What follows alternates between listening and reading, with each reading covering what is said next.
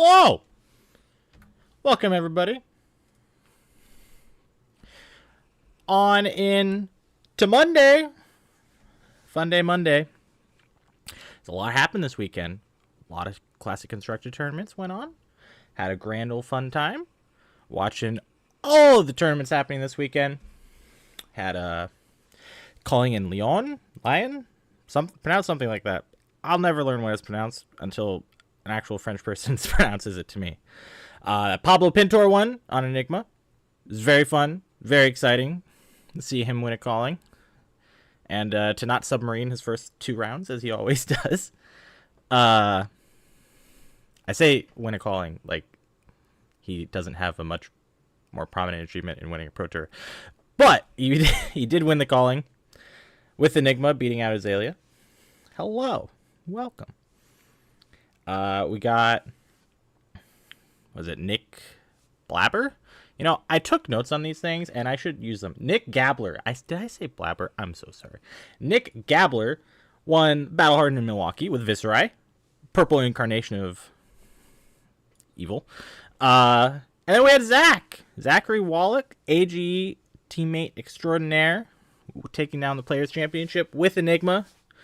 Proving to Chris that it turns out the more reps you have with Illusionist, it does matter. It does matter in the end. So congrats to all those guys for winning tournaments this weekend. And now we have what is undeniably a somewhat set Rosetta meta. It's set. We have an idea of what's good. Alright, we've got Florian.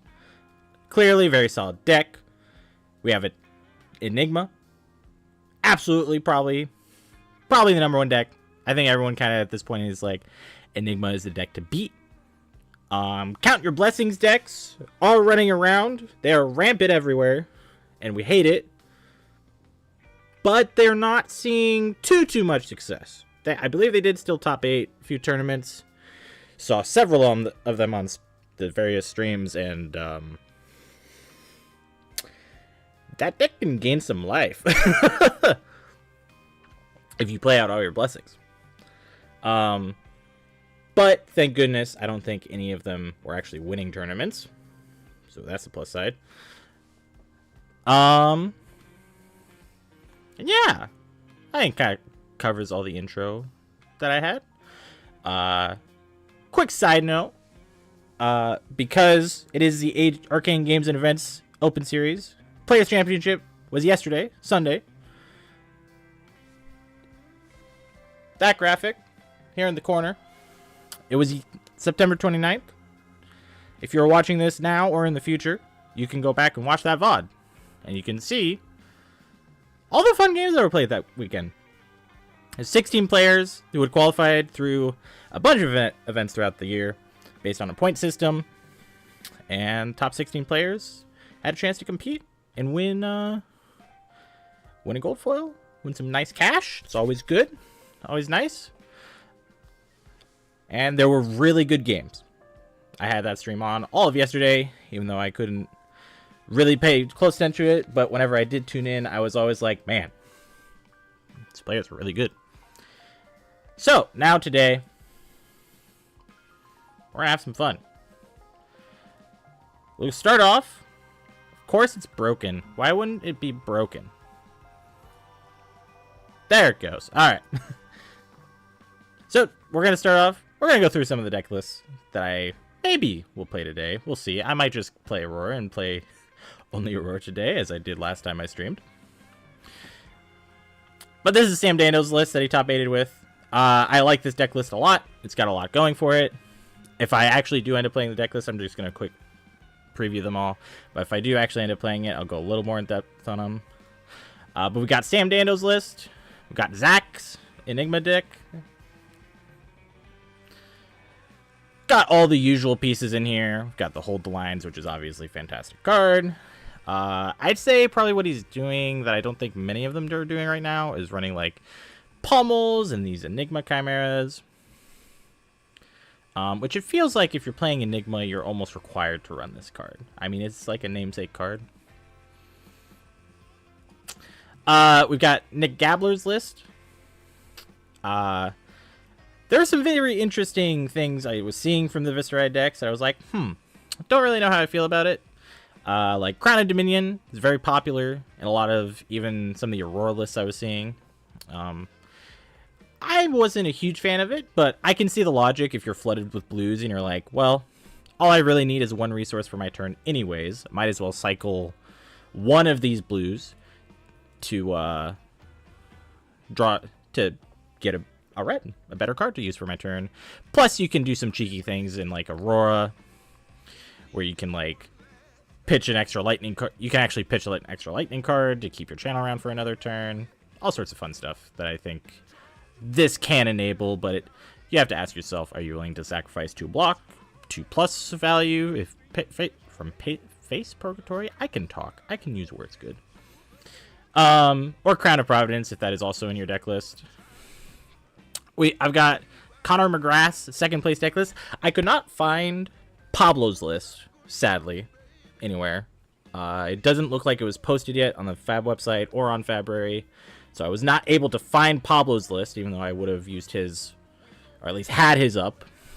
But we've got Connor McGrath's second place Azalea list. Pretty standard, I'd say. Nice little standard. There's like one cheeky little Bolton shot. There's only 4 blues in it. I'd say this is relatively standard. Prism had a good showing at the calling, despite everyone. Prism's death was greatly exaggerated, is I believe the meme that we have going on. It's an aggro format, and a lot of people are kind of skipping out on some poppers unless they're Earth decks, because that deck just runs a lot of poppers naturally. But most of those are just 6s. So cards like Herald of Triumph, Celestial Reprimand, I can talk. Get a lot of value. You got Dreamweavers in here. Still run Library because this card is just kind of insane, and you're pretty much the only one that can ever make use of it. Light of Soul is obviously great. Figment of Judgment is actually kind of relevant now because you can keep the Earth Hero off of being decomposed. Otherwise, pretty standard stuff. And then I couldn't find a source for this deck list, but I did kind of like how it looked. It did well at Calling Leon, but I do not believe it top 8'd. Just a nice run-of-the-mill Florian deck. It's running some interesting cards like Canopy Shelter, Sigils of Earth, which I'm a big fan of this card. I think this card is highly underrated. Bramble Sparks, pretty standard in all of the lists right now. Just to help you get value in the aggro mirrors, or for 4s are generally pretty good. And yeah. I'm going to start with this Aurora deck, because frankly, this hero is so much fun to play. And I think it's a great starting point for the deck for the day. Enigma, maybe we'll get to her, but I've played and seen a lot of Enigma at this point, and it's you kind of know what you're getting when you're playing Enigma. But obviously Aurora decks, like Sam Dando's list here, are still very much in flux. People kind of disagree on how many blues you should be running, what those blues should look like. He's only running 9 blues. Should you be running things like CNCs and weakest links to help you get value, or even a race face for like the mirror, so you can get like a full value off your blue?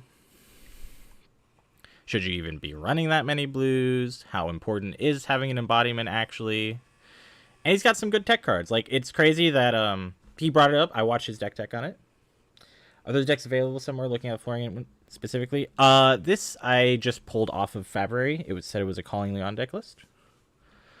I will link it here in the chat for you to have a gander at. But yeah, this one has some very interesting things, like Channel Millennium Tree is kind of interesting. I saw some Florian decks that were running Channel Millennium Tree and Channel Mount Heroic. So even the Florian deck lists are still very much like, who knows where those are going to end up landing, or where people are even going to start agreeing on where this deck list should even land. But yeah, we're going to start with Aurora.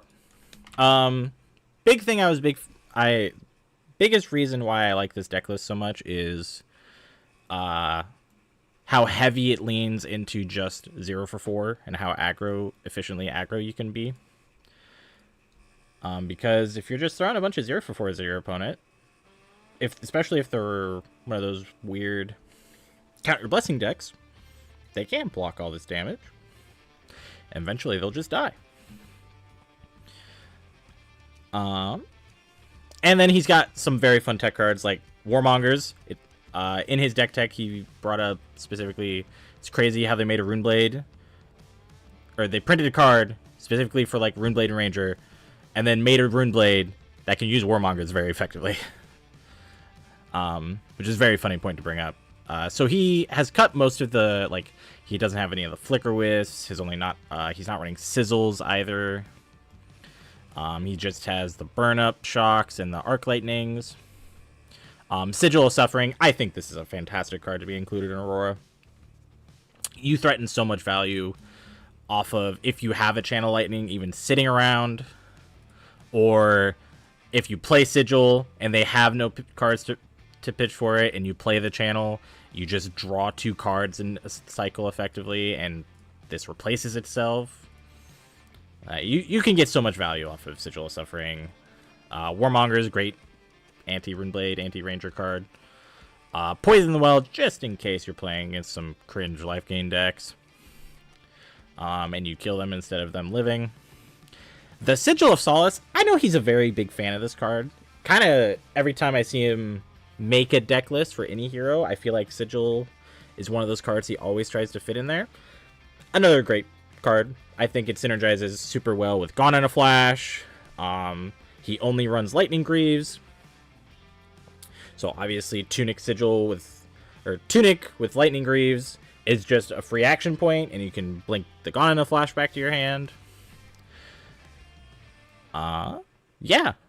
He's only running 1 CNC. I think this is more so like, I'm running 9 blues, and I don't really know what else to put in, was his logic with it. And since Rabble's not a lightning card, you don't really want a 3rd copy. Somersault is kind of inconsistent. If you have too many copies of it, they'll clunk up your hands.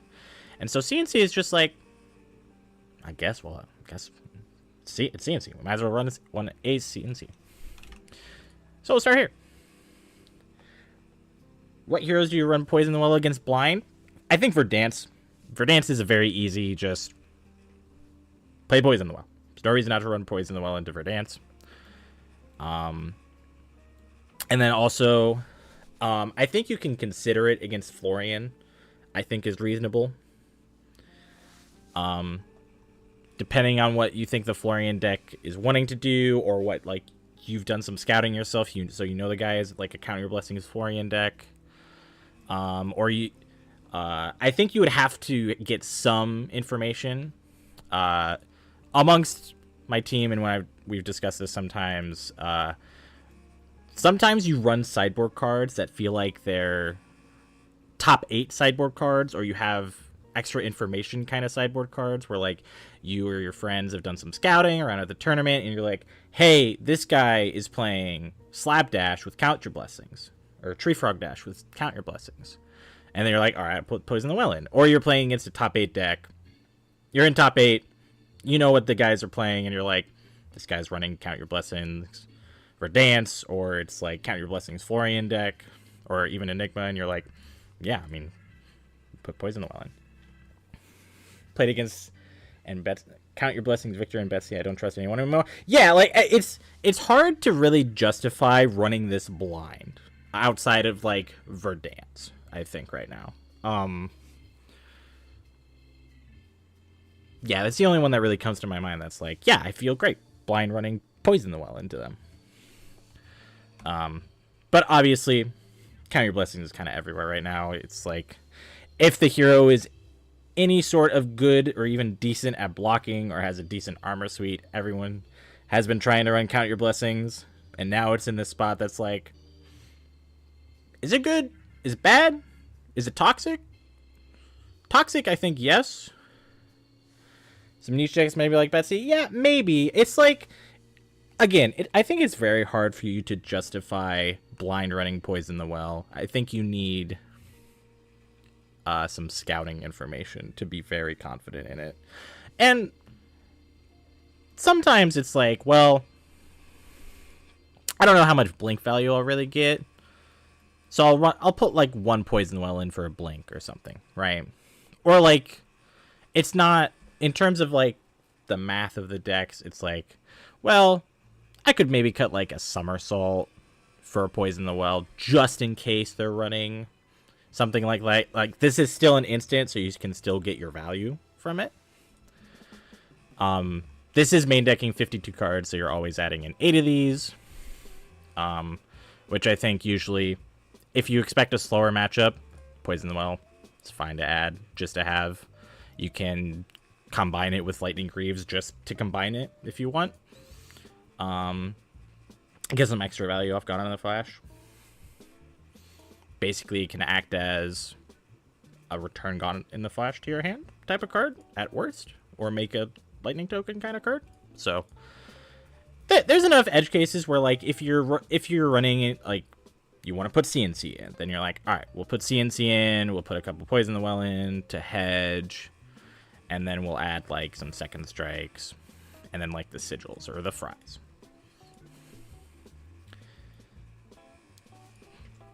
All right. That being said, let's play some games.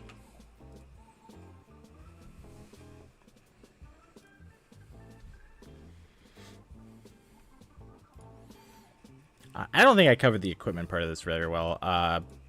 Balance adjusters is in here. Let's go back to this tab really quick. Cover the equipment while we're waiting on a game. We got balance adjusters. This is basically just for the mirror and brutes. Mirror, I think you can very confidently say one or both players will be drawing at least 2 cards. So balance is great for the mirror. And brutes is the main matchups you run this for.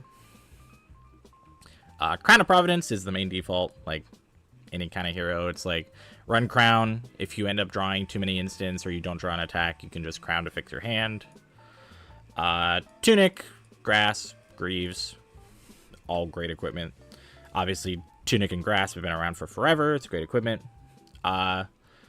Lightning Greaves, the +1 armor, it's always great value. And then the synergy with Tunic plus Lightning Greaves with Gone in a Flash and like 1 or 2 instants, you get so much potential value off of having a really strong turn.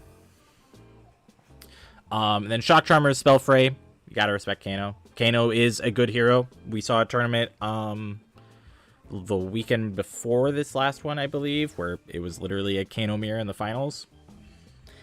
Kano's gonna exist until Kano LLs. He's just a good hero. Anyone that plays Kano is going to be very strong player on that hero because it's Kano. And you don't want to just randomly die to Wildfire. And if you're playing a Lightning hero, you might as well have Spell Void 2 in your sideboard. And then he has the extra Spell Void 1 because you have... This is the nice thing about where Aurora sits right now, is it feels like you have a very strong core, like 50-ish cards, where it's like, this is a nice core that I think everyone can agree this is like the base deck, right? Like he has 52, but I think if you cut like the 2 Rabbles, then it's like you could take the same exact 50, maybe swap like 3 cards. Like not everyone's high on Burn Up Shock, not everyone's super high on Blink. I saw some people cutting. But other than like those few cards, you have like somewhere in like the 50 card range where like, yes, this is the core, this is what we're doing. And then you have your base like 5 pieces of equipment where it's like, all right, well, we want Crown, we want Starfall, we want Tunic, we want Grasp. We want Lightning Greaves because 1, they're cool. Secondly, you can have some insane turns with Lightning Greaves. Make sure I didn't miss. No. Still waiting. And then from there, you have like, obviously you want around like 10 equipment is what kind of every hero wants. So you're just like, boom, boom, boom. We have Dieta Carapace and we have AB in our boots because we're running Lightning Greaves. So we just go up to AB3. And then we're like, all right, we can run Shock Charmers. We can run some other Spell Fray. So there's like 1 extra piece of equipment you could put in here. And then you have like 20 deck slots to be like, well, how do we want to style our deck? How do we want to... Do we want to run a bunch of CNCs? Do we want to run a bunch of, like, erase faces or weakest links? Would we rather lean into some more defensive cards, like sigils and sinks and warmongers? Or do we want, like, some more super aggro cards where we're like, all right, we're going to have the second strikes for pure aggro, the fries. Exude Confidence is a great card, like anti-Kano card as well, where you're like, either kill me or don't.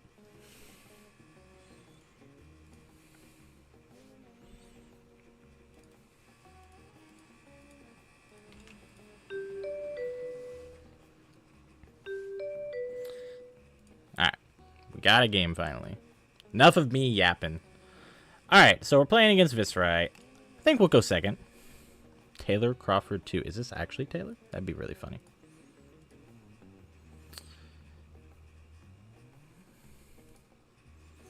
Alright, so I think we run sigils.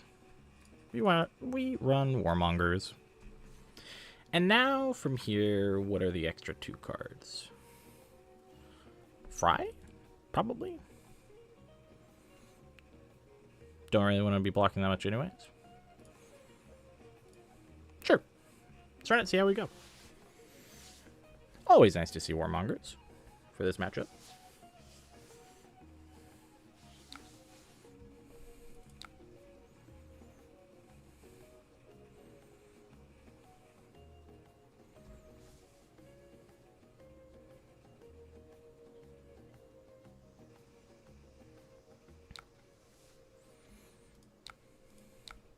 Well, he's made a bunch of rune chance, which is kind of toxic.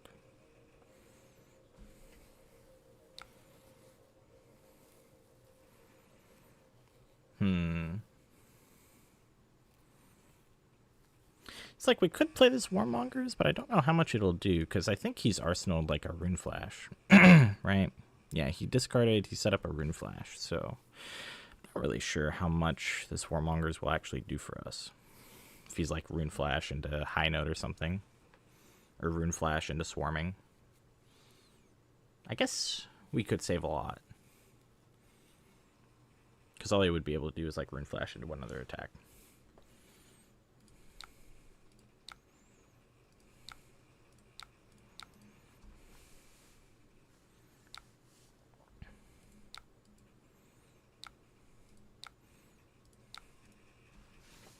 I'm happy with this.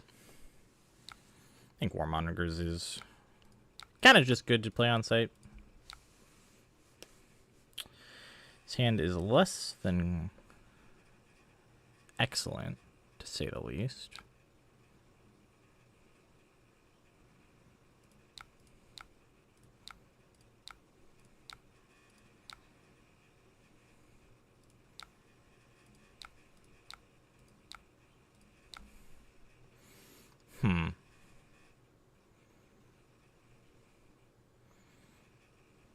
I think we're just going to end up blocking 6, throwing this, and passing.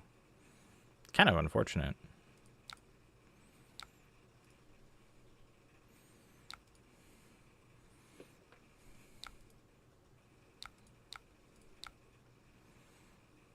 To go again. This is fine. We'd rather block the Reaping Blade anyways.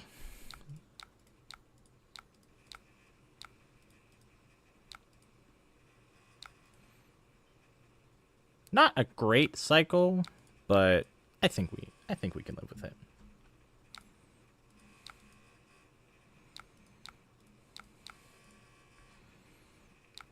Now this is a solid hand.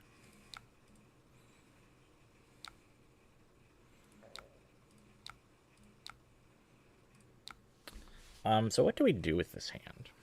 Because I think we can like channel Lightning Valley. We have like Tunic for it too. This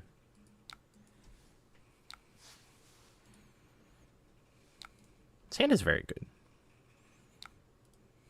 Makes it gold.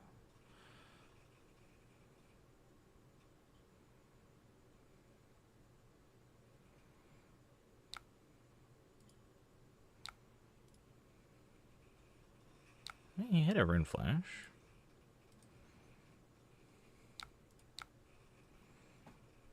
It's unfortunate. I mean, the weird thing with this deck is, like, blocking is not even optional. It's just like, you're not blocking. So he's gonna Creepers. Man, if he has Creepers Rebel, it's gonna kind of suck.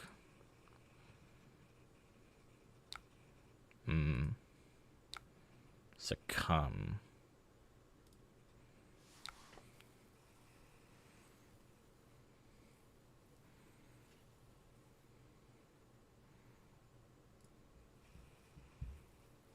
I think we just have to play this out. He'll probably take either the Friar or the Entwine. Yep.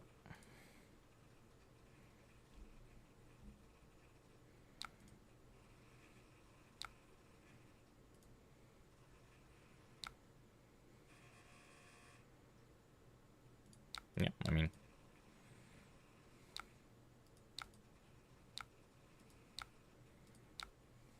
not a bad draw.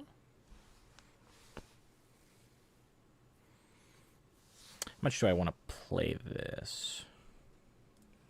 Man, sometimes this music just stops playing, and I'm like, why do you stop? I just want to keep hearing it.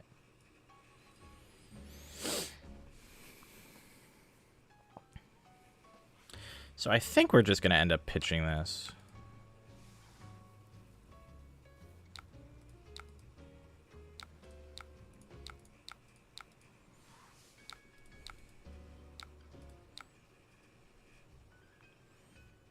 It's just, would I rather make the embodiment or activate my grasp? I think we'd rather have grasp, so we can guarantee draw a card next turn.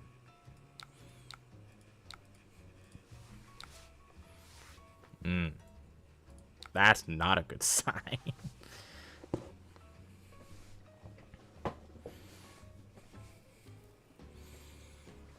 Surely he just, like, misses, right? That, well, it's only one.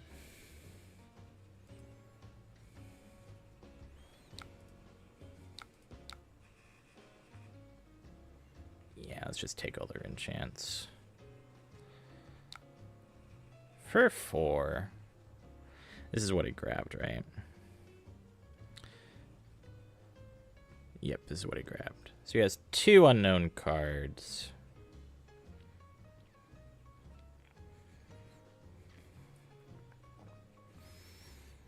So we can go Burn Up Shock. Let's see. 4 Rune Chants left. If he has Rebel, this is really bad. Even like Succumb would be kind of suck.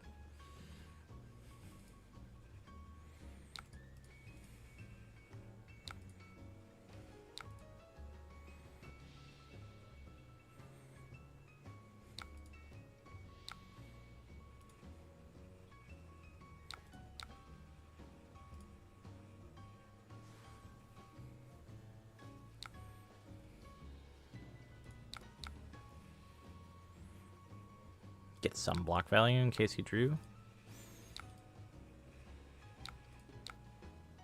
Jeez Louise.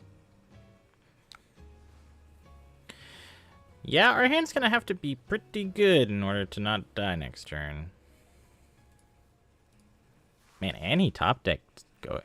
No wonder this deck runs so much natural Go Again. You're just like, yep, here's Go Again, here's Go Again. How did he have... Oh, this was an instant, right? I was like, where'd that action point come from? We're going to have to whip out our own, like, 50 damage turn.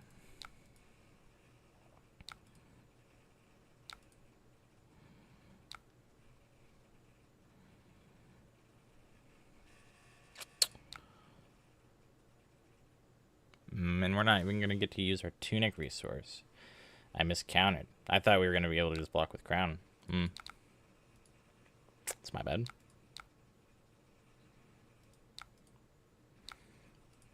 So we're going to miss out on Starfall. Unfort.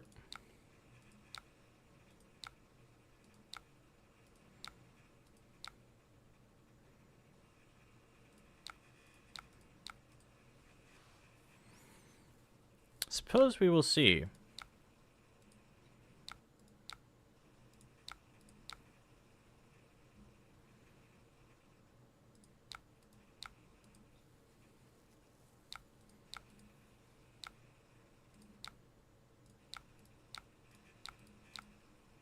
If we have Tunic, we actually like rip cards, but like, ay vey.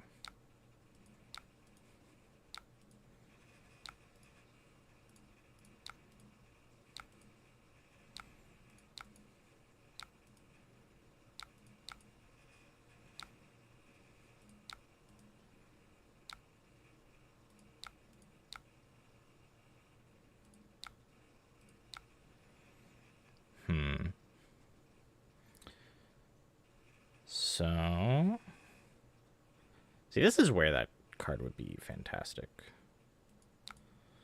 Sadly, we have to block with all of our cards. If we had channel up still. I also feel like we got a little steamrolled.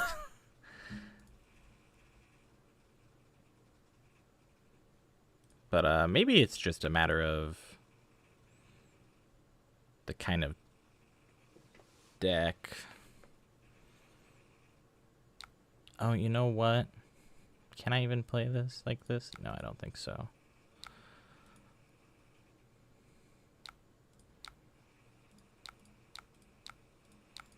We're kind of just dead from this position, sadly. Because we're not going to have a hand. Ooh. Yeah, if I had that one Tunic, I don't think it even does anything.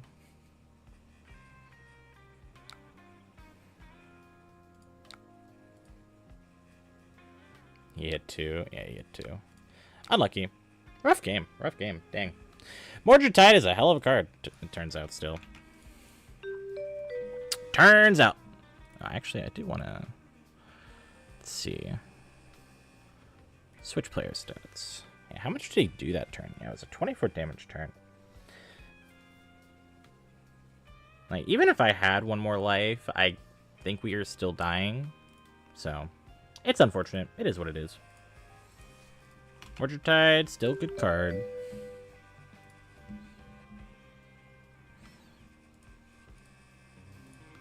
And we also drew kind of a rough second hand. Like, I think playing the Warmongers there is fine. It's just the hand we drew afterwards is like, this doesn't do anything.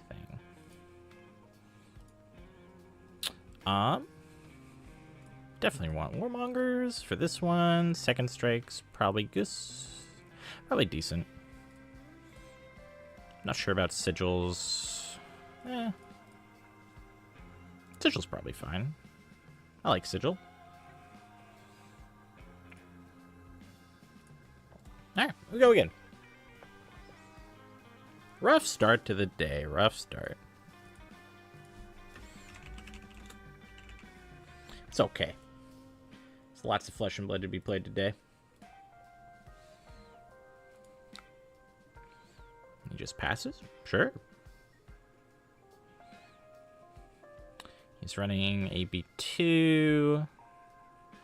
That equipment. This is banish top card of the deck. Let's just see what he wants to do.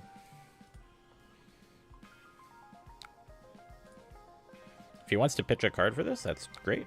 He did not. Fantastic. Now we just go second strike. Immediately punished. With kind of a cringe breakpoint.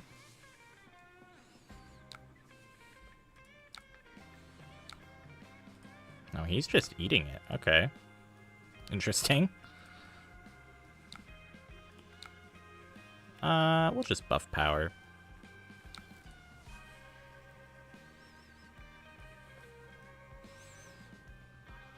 Kind of tempted to draw a card there, but if he ends up instead he usually ends up wanting to block with like a couple cards. So if he just blocks with like helmet and 2 cards, and I am forced to discard the arsenal, I lose 2 damage, so...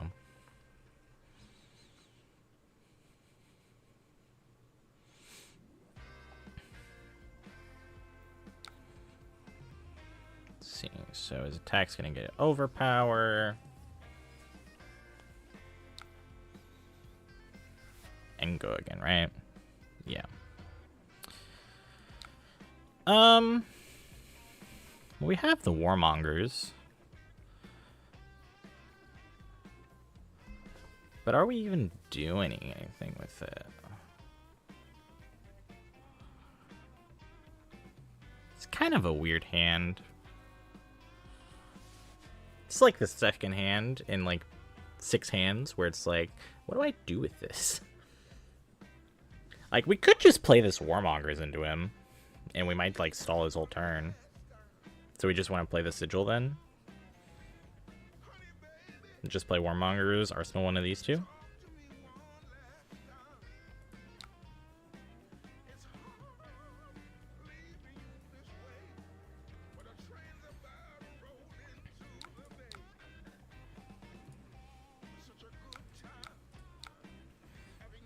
Overpower on hit's not super relevant. We could prevent it. I think we'd rather prevent an actual on hit though.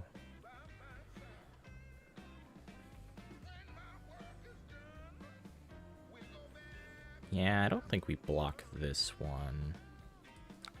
I think we want to see what the follow-up is.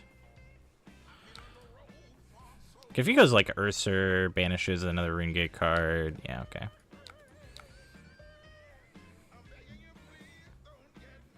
I think we save the second strike. Play the Static Shock, or block with the Static Shock. Gain extra life. He doesn't have that much armor, so we could get a lot of value. Ooh. We are going to get +1 value at least. Sure.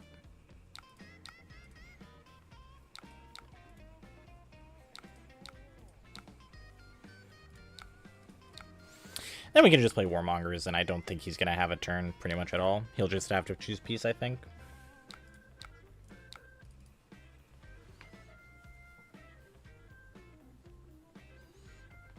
Hope everyone's having a great Monday. Chooses war, we choose war. Of course we draw Arc Lightning. It was bound to happen, but it's just kind of funny.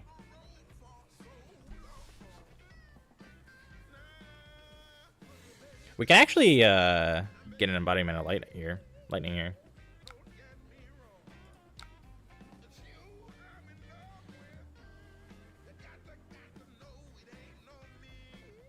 Nope.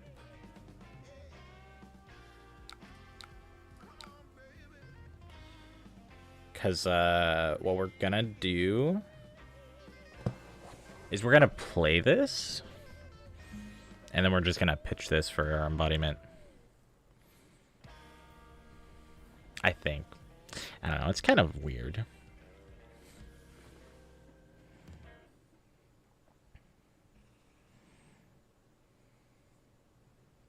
What are our other options even though? Yeah, it's kind of our only option.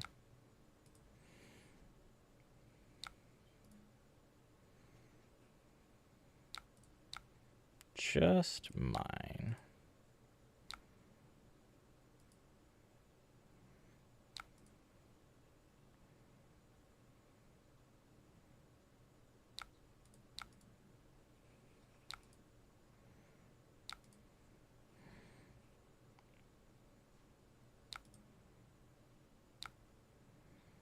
A little bit of funkiness, but it's what we're here for.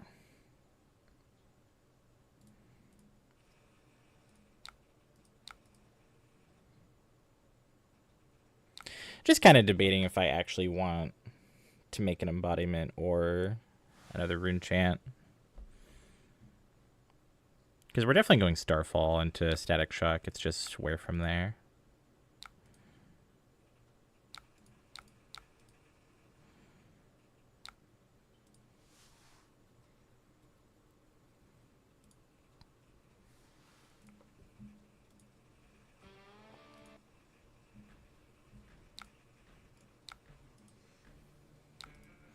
Just saying no blocks, so it's usually never a good sign.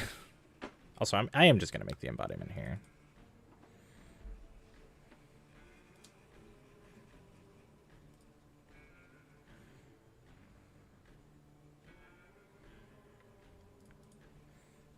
I think we have just enough cards where we'd like to keep the embodiment.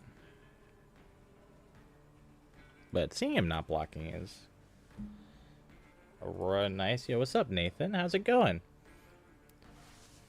Does your brother actually use Taylor Crawford as his account? Because, boy, was there a Viserai that slaughtered me a second ago. And their Talishar name was Taylor Crawford, too. I was like, is that actually him?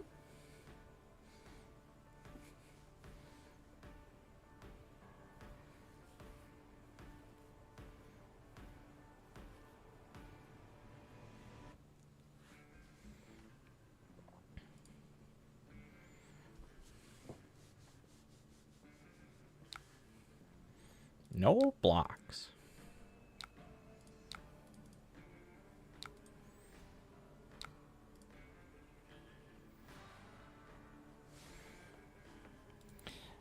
He has a second Rebel he's gonna own me with?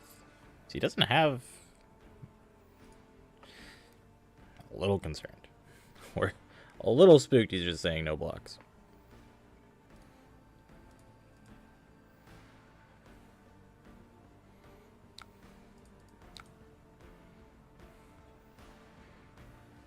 It's the card. Probably not him. Yeah, I didn't.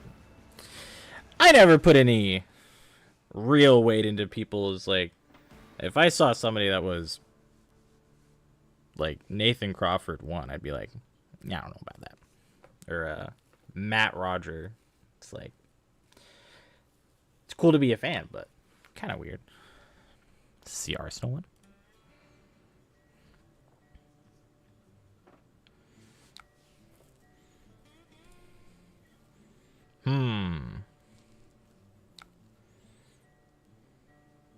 So he hasn't hurt himself. This does have go again. Boy, we're taking all these rune chants.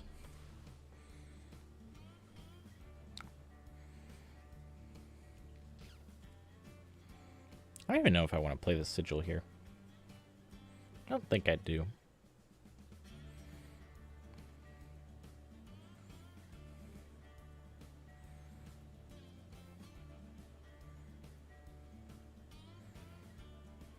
I think we just block with our shoes.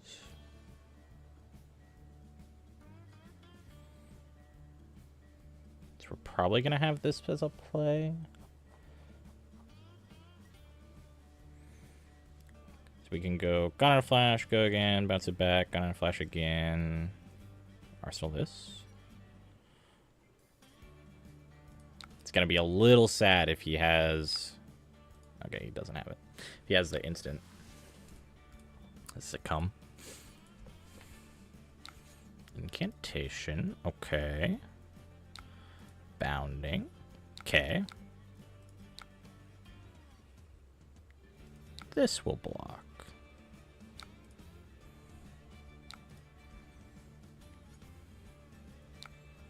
Nope. Seems reasonable. I guess I don't have to even break Lightning Greaves. My brain was like, you have to break Lightning Greaves for this turn. I'm like, no, I don't.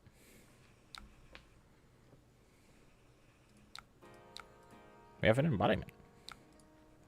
Could have saved this block for later.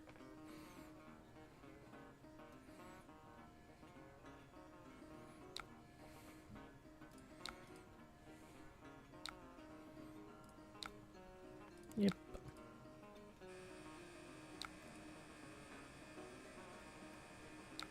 I think we do sword at the very least.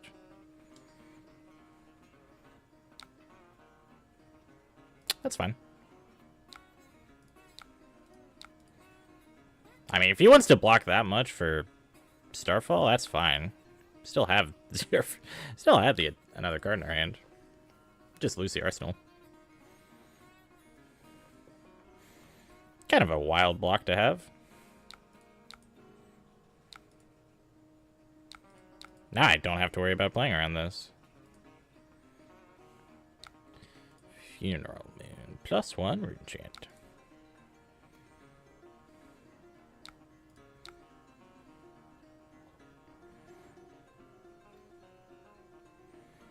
Let's see. We'll play this. Do we? I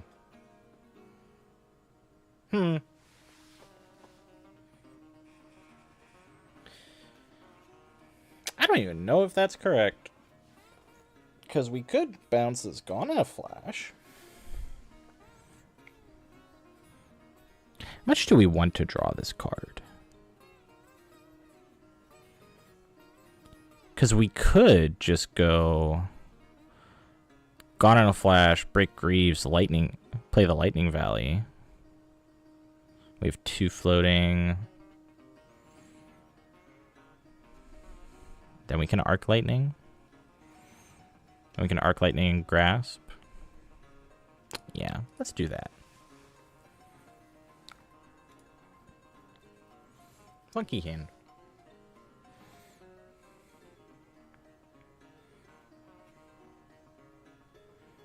Oh, but we can't even bounce it. This line sucks. This line's actually just bad.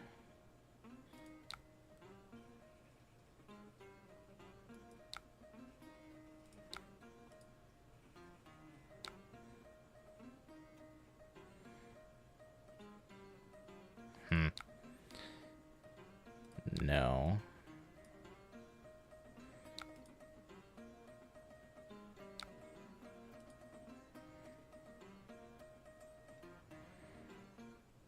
I guess if we draw another instant off this, we do not. It's actually a good draw.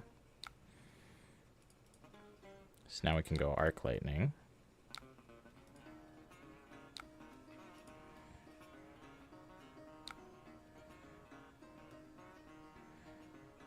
Guess if we had gone Arc Lightning Channel.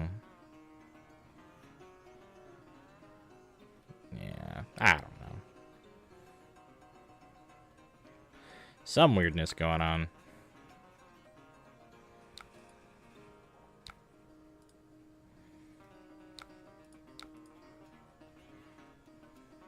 Wait, is this next action? No, action card you play. Okay. It's like, did I just chain this with my sequencing and have the complete worst sequencing ever? Yeah, this turn was not done correctly. I think we're supposed to lead with the Arc Lightning Channel, and then we Grasp, Starfall, and then we can Gone in a Flash Snatch, or we can, like, Snatch. Yeah, that was poorly done. Poorly done.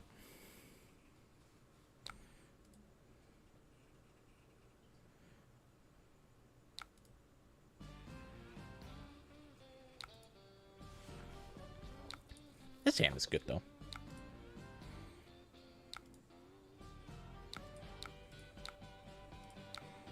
Just get some block value. Maybe we get Tunic back.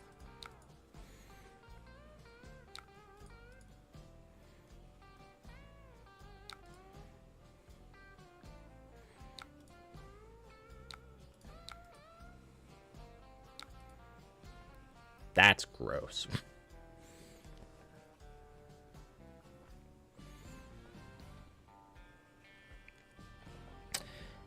Pain and misery is what the top of our deck said.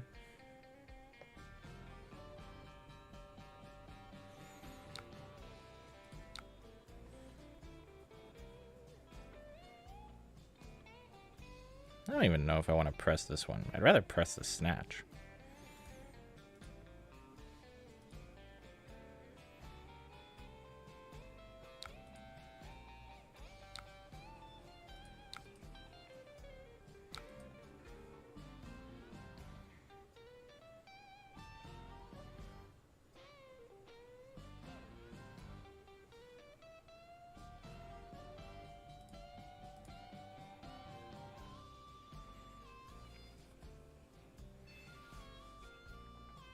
If he blocks 7 on it, we're like, okay, blink. Blink, Starfall.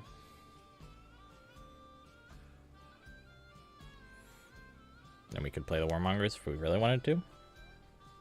Even though I wouldn't do anything. Kind of a rough spot for him to be in. It's like, I have 2 cards. And I've done nothing with them.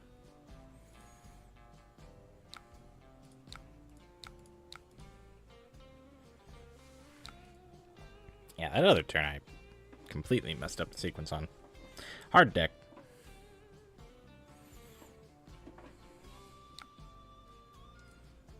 What would we draw here? Somersault Warmongers.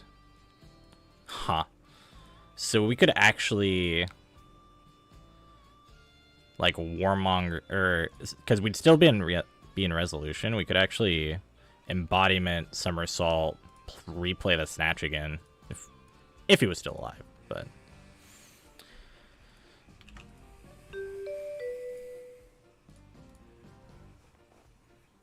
hard deck. Funky deck sometimes. Ew. I don't think this is a good matchup. I'll keep it real. I guess it depends on the deck. CNC. Probably depends on what his deck type is.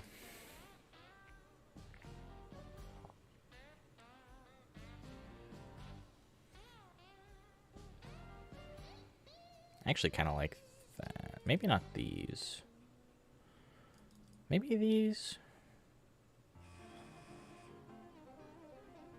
It's like, do we actually care about Warmongers for this matchup? And I feel like the answer is maybe.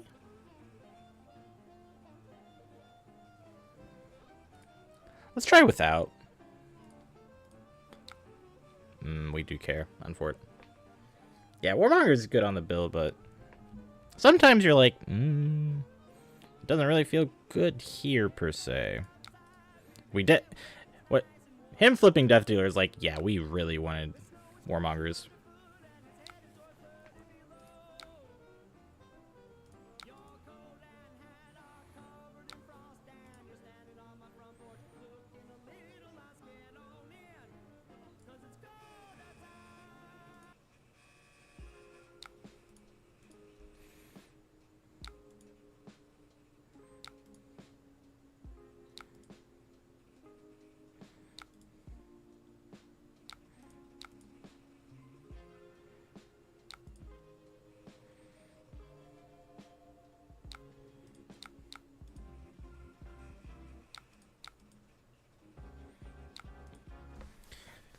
At least we have the satisfaction of knowing this is a race.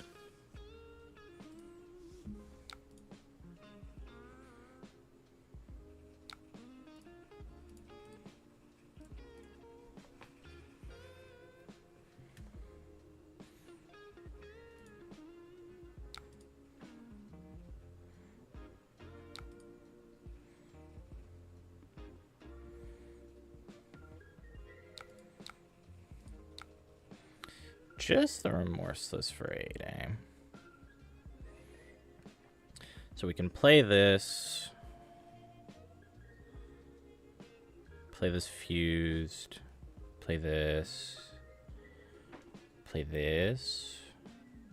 I mean, we're gonna do so much damage to ourselves, but we also, like, don't want to block this. Now, if he buzzsaws us, we might as well scoop it. Or, not buzzsaw. Collapsing? Yeah, if he collapsing traps us here, we're just like, pack it up, you got us. Got our ass.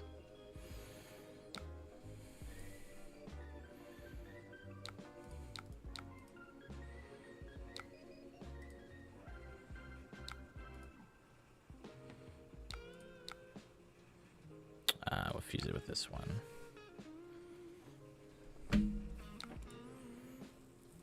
I guess we can actually get around it here because we can just make the embodiment.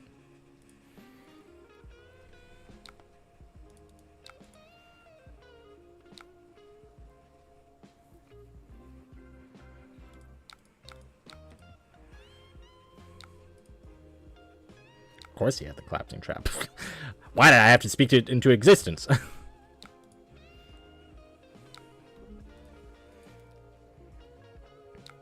At least we played around it, kind of, sort of, not really. That's alright.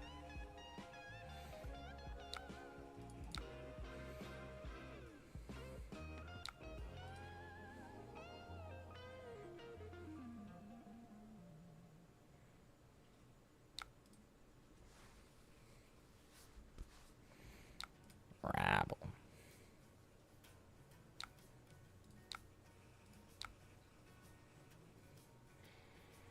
So what are we doing?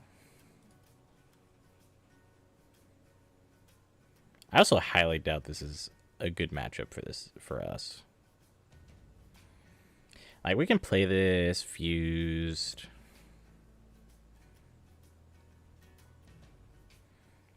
Can, like, sigil. At least we don't have to worry about collapsing trap anymore. Sure, I guess. I don't know how much a ponder really matters to him in this circumstance.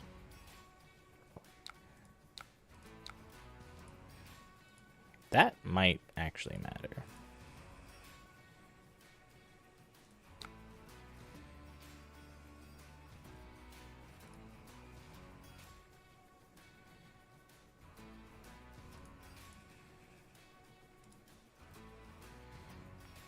Man, blocking is so bad, though. If we don't block and he's like, yeah, here's a codex to end the turn anyways, we're like, well, yeah, alright. Kinda all sucks. Won't lie.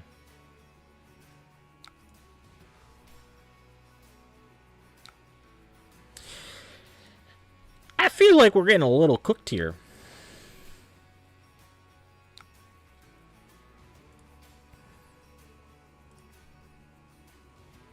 I guess this. Let's discard. See, because I'm gonna block 4 with that. So this.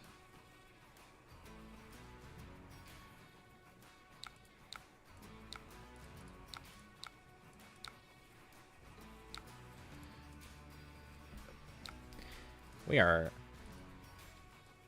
This may not be a great day. I'll keep it real. Our start so far has been absolutely annihilated by Viserai into a Vinet that just didn't want to ever block, into what is probably a really bad matchup, to be honest. A deck that's like, I'm just going to sit here and make you hate your life.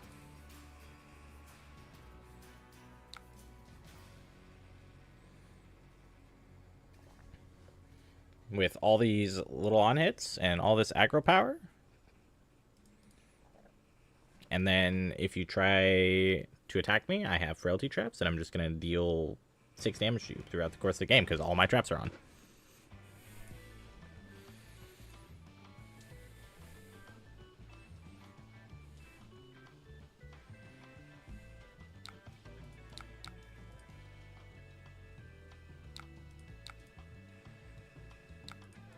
At least we gained 3.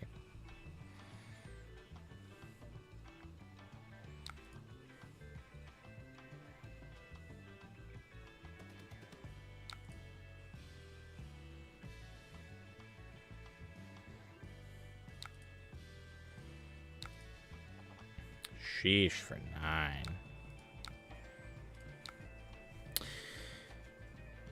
What are we doing?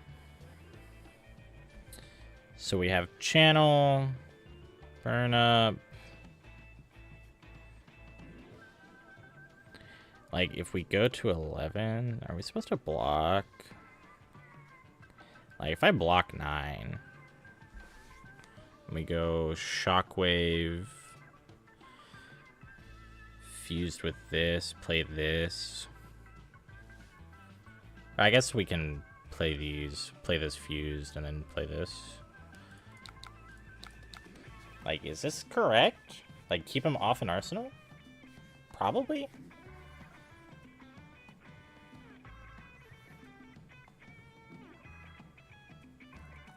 None of it feels good. Taking 9 doesn't feel good. Like, how much damage realistically is this hand? Like, we're at 5, 8, 12 if we flip good. 13, 17.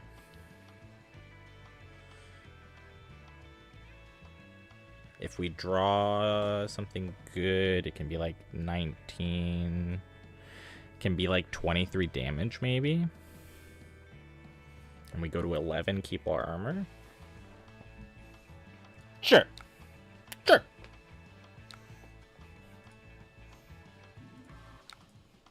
I don't like it, but here we are.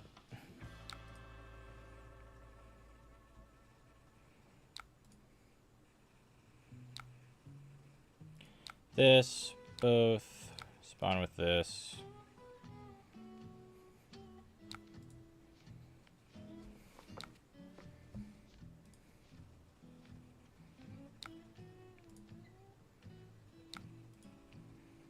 Neat. Maybe not that good, but it's neat.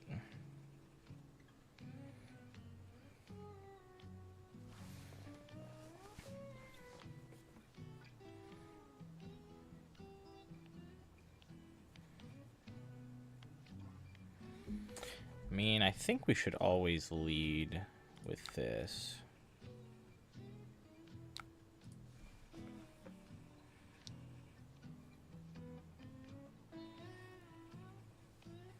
Maybe I do just CNC him.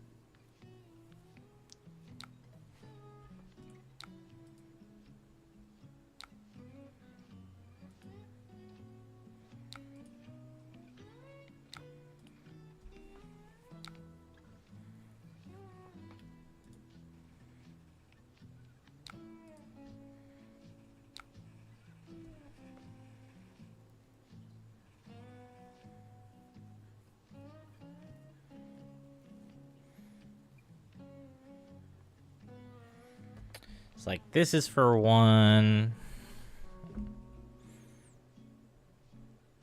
And we can keep the channel around. I think we should have blocked. It's where I'm landing on my current decisions I've made in my life. Especially with this being the draw, it's like... Alright. Let's just keep the channel around and CNC him.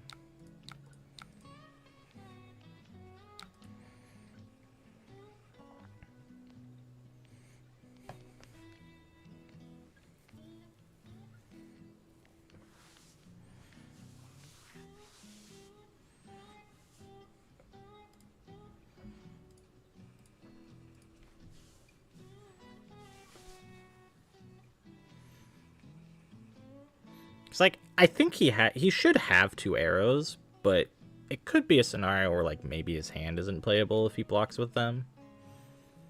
And if he blocks with like New Horizon and 2 cards, and it's still good for us. Yeah. I think this is probably just his best decision.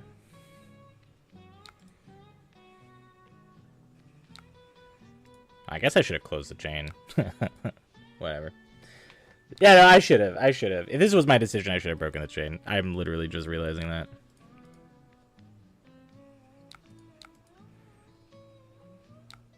But I don't think we're going to get to the bottom of our decks anyways. Buff power. Well, let me tell you. We are blocking with this.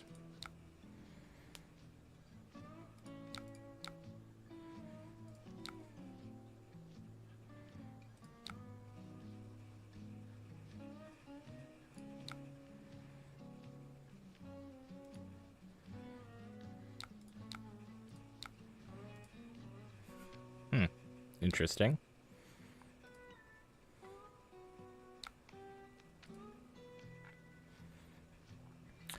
Boy, do I need this to draw me so many cards.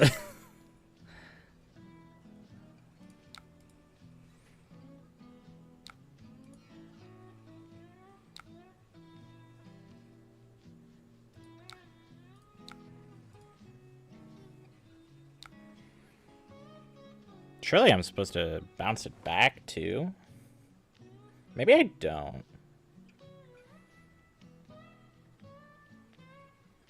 Surely I don't need to bounce it back. Like, we should just draw another attack. I guess we can... Nah. Holy shit, we should have bounced it back.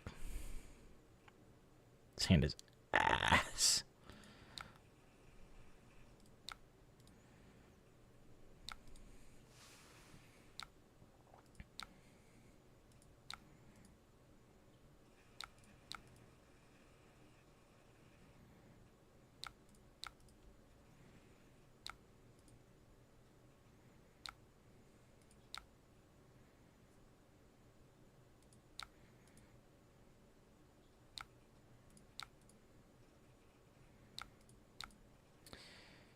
I think we are a little doomed.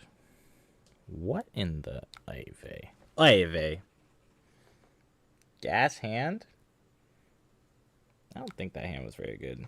Like, if I had bounced it back, it's like... It's not even that good. Like, I should have bounced this back.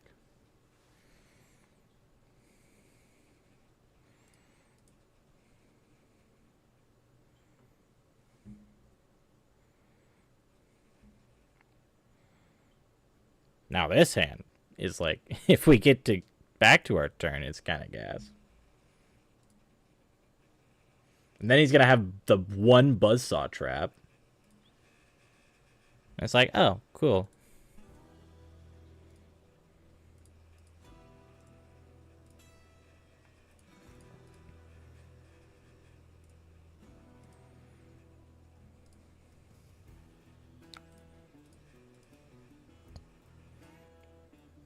Tell me this is like your only arrow or something. Because it sure does not look like your only arrow.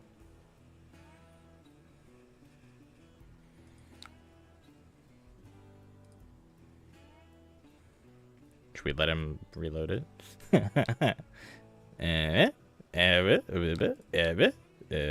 Yeah, we'll press his card, sure. Yeah, we'll press it again.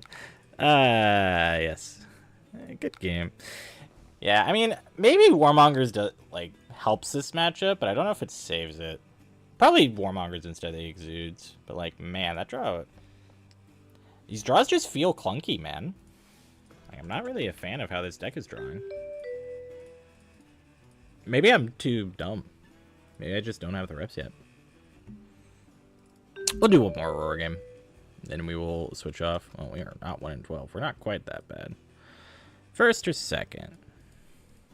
Probably just go second, sure.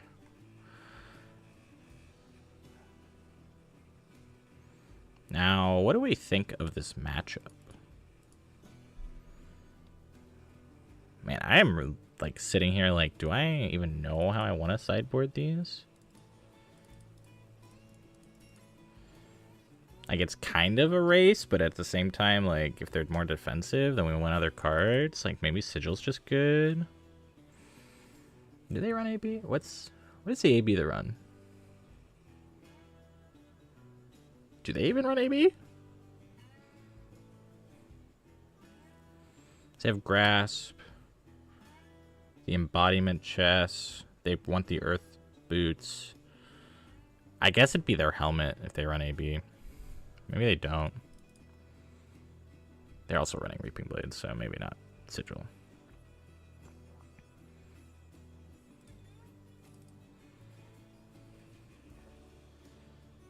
We'll put it... We'll go a little over just to see.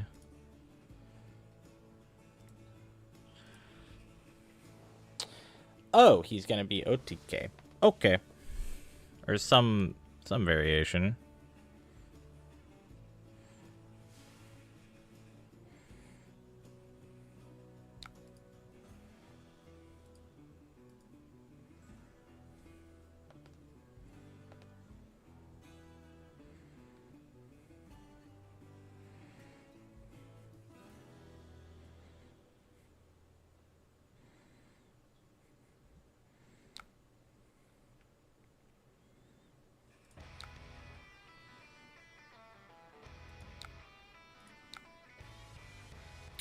feels weird.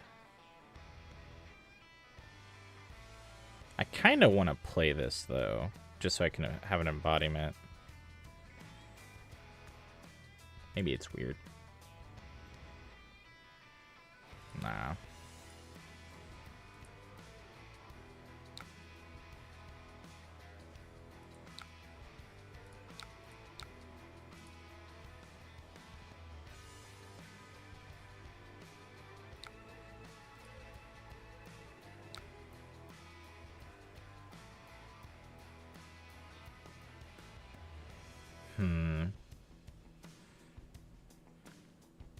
By sword, he blocks.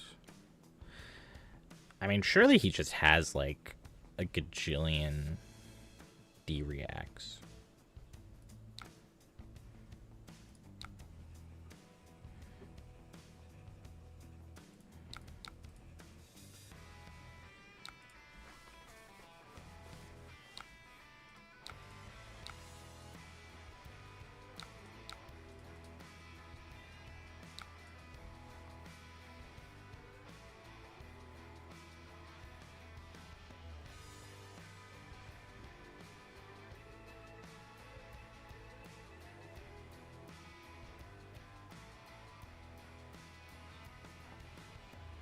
Oh yeah, the tree works on the scepter, huh? I mean, I see no reason to play anything here.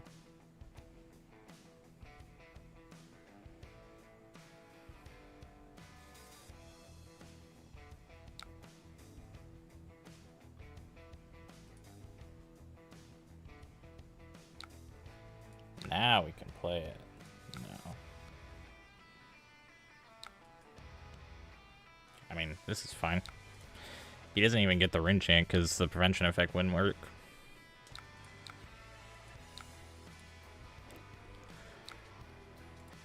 That being said, this hand does suck.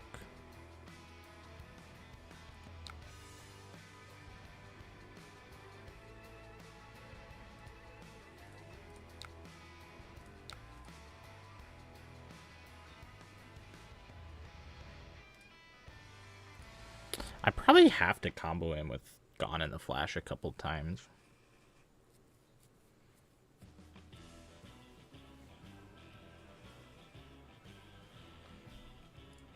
Yellow. Yellow.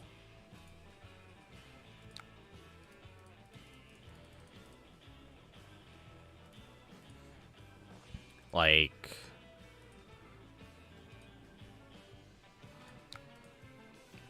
let's just make an embodiment.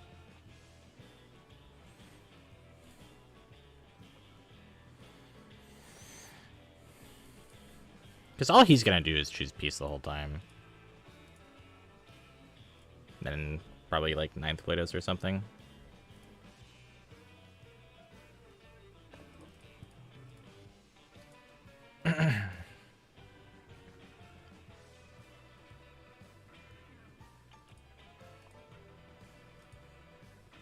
Set up the embodiment with the snatch.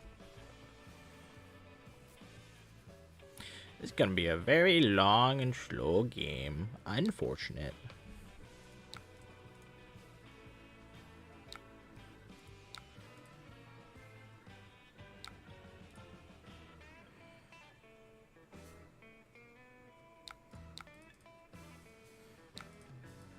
Alright, so our third Gone in a Flash is gonna have to like probably win us the game.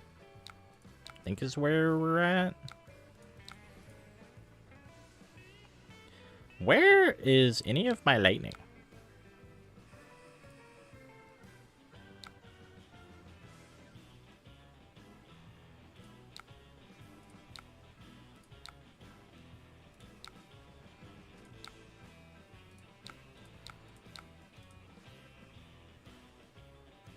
I ask again, where is any of my lightning?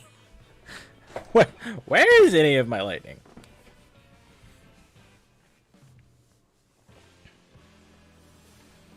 Like, at least this hand, like, is playable. I'm not happy about it, but it's playable.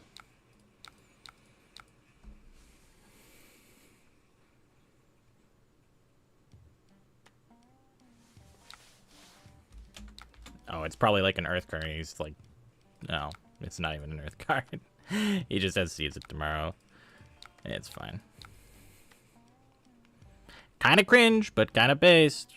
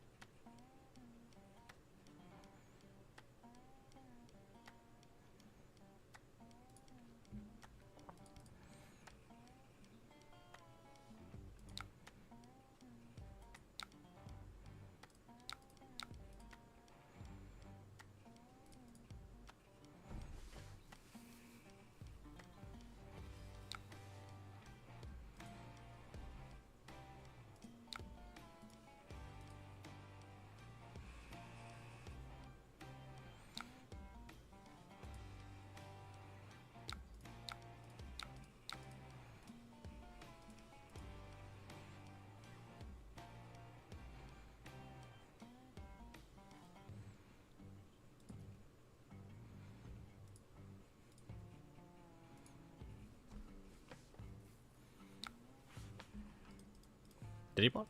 What did he block with? On touch. And another D-react. Incoming. Wow. Never saw one coming. This game is... I apologize for how slow this game will be, because it will be very slow. Alright. Do I care? I don't think so.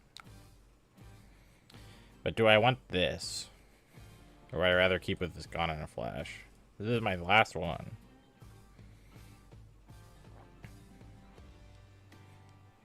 I think we'd rather save it here.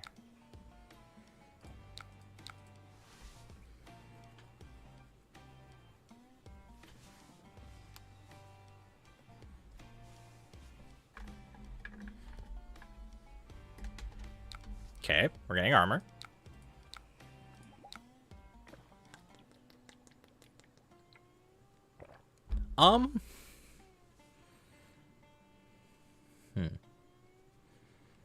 I can either, like, E-Strike, bottom this, go again, this, shockwave it. I'm trying to think if there's a way I can play around Purgatory, or if I even need to.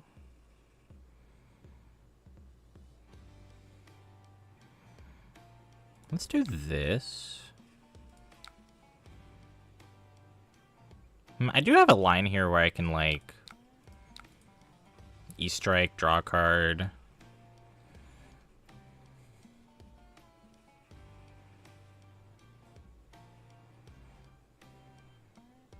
was gonna say, I will gladly take your chess piece. I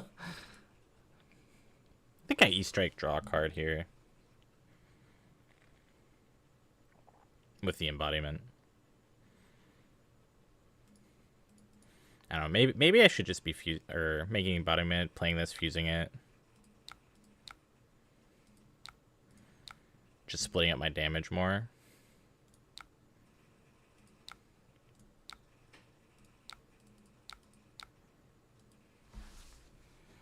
Like, even though he has Arcane, it's kind of annoying. And now we could even, like... We could even grasp to keep the channel around if we really wanted to. And still attacking for 4.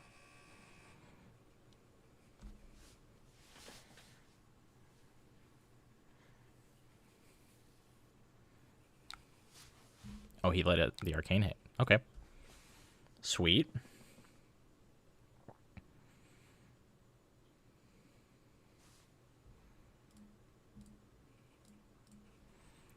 Drawing cards is good.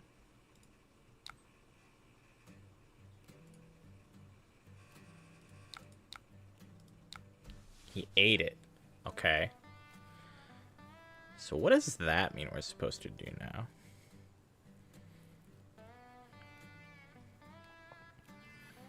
Because we can, like, Gone in a Flash, Blink It Back. Then like E-Strike for 7. And then we have Gone in a Flash with a Sigil on the bottom of our deck.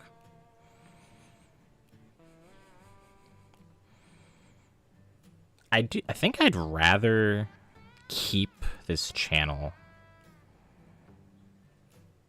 Maybe it's greedy. Let's just try to push damage if he's trying to like keep cards. Just be like, no, you cannot keep your cards.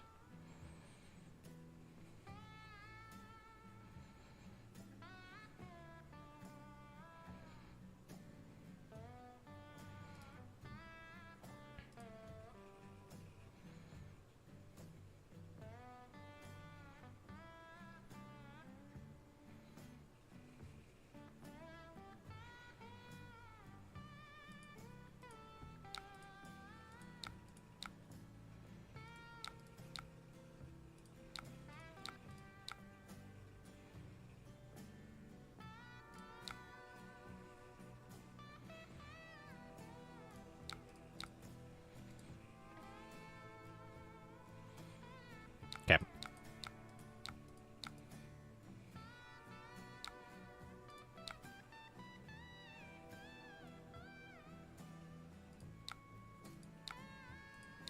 I don't even know if this is that good a burn-up shock, but here we are. Let's do damage when we can do damage.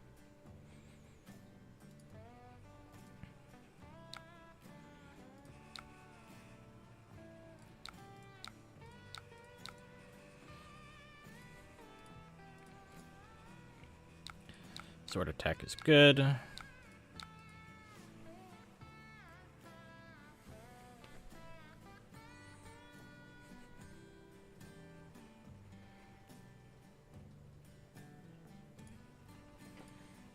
don't even know what do you block with? Fruits?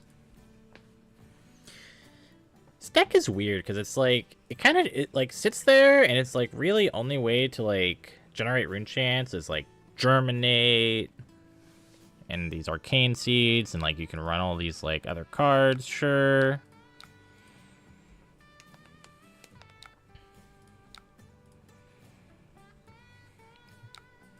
But like the big thing between like this deck and Viserai, this like Florian OTK deck and Viserai is one, the Florian rune chant generation is so heavily like dependent on decomposing, and you can only you can only get there by running all these 2 blocks.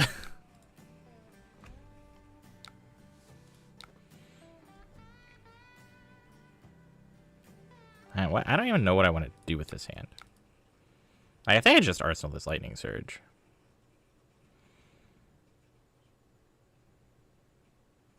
But I could like I'm gonna discharge Rabble, arsenal the Surge. I don't know. And then yeah, like the only way this deck decomposes is these Rootbound Carapaces if you're not running if you're not actually attacking with these. So like you're actively making your deck really bad. A yellow. It's an Arc Lightning.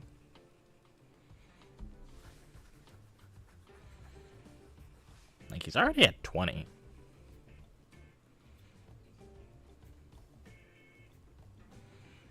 What can I do with this Arc Lightning?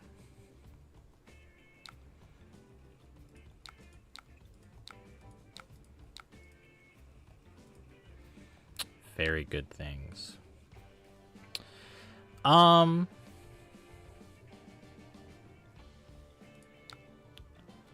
chants are fine.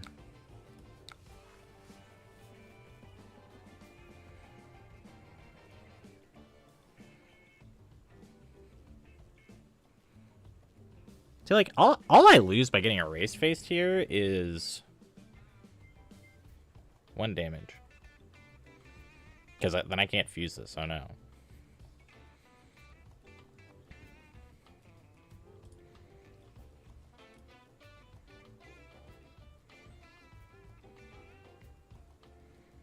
Maybe I just arsenal this.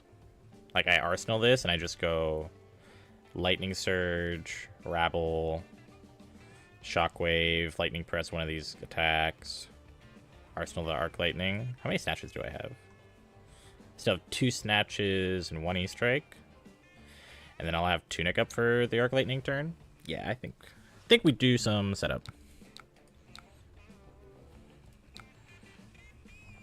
Because this hand does not actually care that much about... doesn't actually care that much about being lightning. Like, we literally lose 1 damage. Oh no.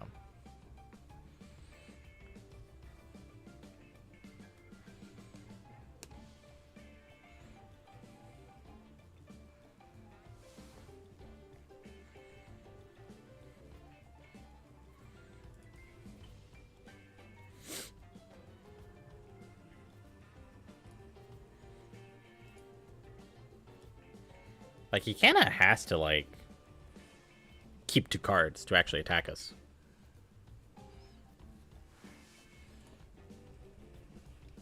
Like, he needs to keep... Like, if this is his only Decompose card, he kind of has to keep it. And, like, he has so many 2 blocks. I'm, like, 4, 4, 4. Or, like, 4, 4, 4, 7. Or plus 3.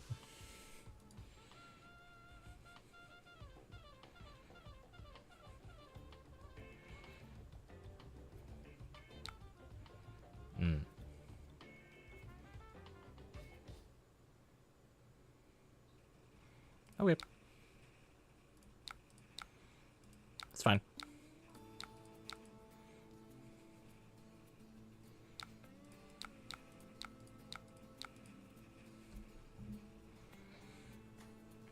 I would rather him Purgatory that hand, since we were planning on setting up, than our next hand. So I'm okay. I'm losing like 1 Lightning Press.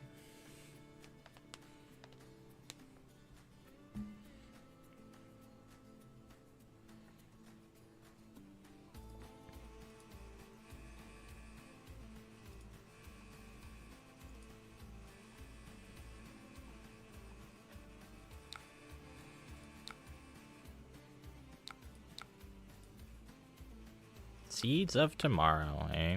And he discarded that. Okay.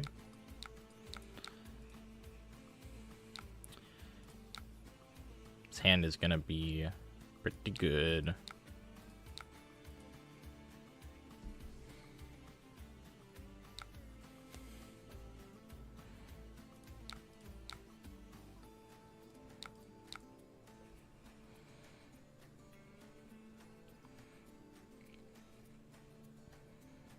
Next action card has go again.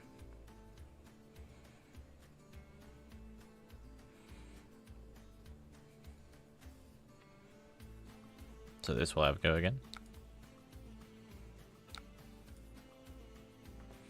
Well, congrats, you're decomposed.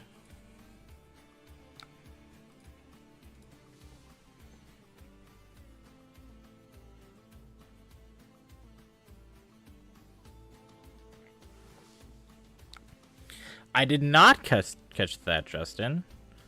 Be sick if there was one actually close to me. It'd also be awesome if it was just everywhere. AG is truly amazing like that.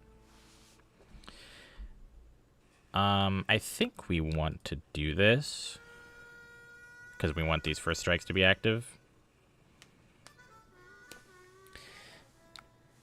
And please, dear God, Iowa, not Idaho. I don't want to go to Idaho for it. Please, don't do that.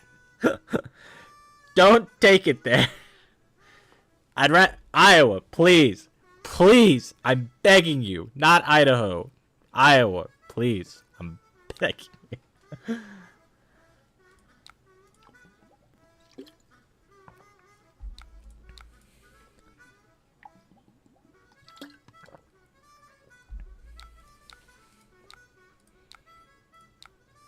Please tell me these get active.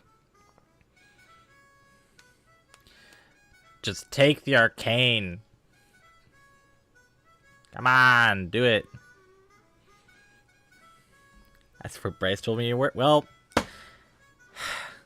Bryce gets confused, okay? You know, he's getting older. He has a kid now. Gets a little confused. How does he... Alright, that's a little weird. That he's blocking the arcane, but like... sure, man. You got me. It's kind of weird that he's blocking the arcane there.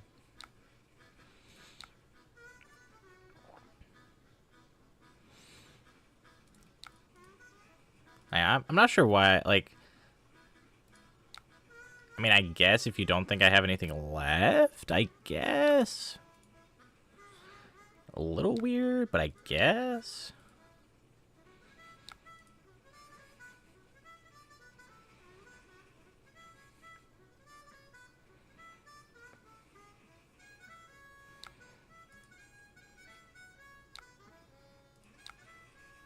Do I want this one? I think I do. Because then we can go... Grass, Starfall, Second Strike. Into it again. Yeah, I want this back. You cannot have yours back.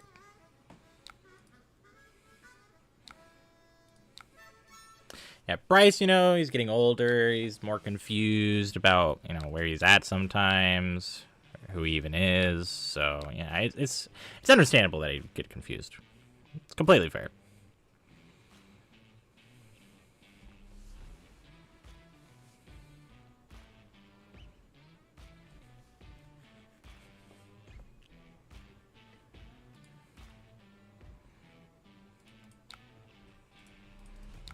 Holy shit, we actually did the damage. Let's go. Our second strike is on. Let's get his ass. Holy crap, he blocked for so much. Also, very nice that he no longer has his chest piece, so. We're through all of his equipment, so we're feeling great. I'll play this, fuse it with this.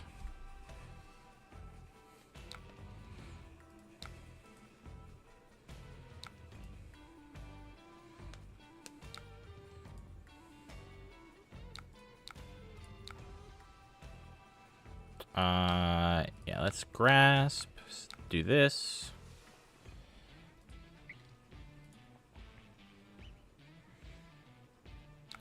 We may get into a situation in the end where we're like, we're gonna just keep grasping or something.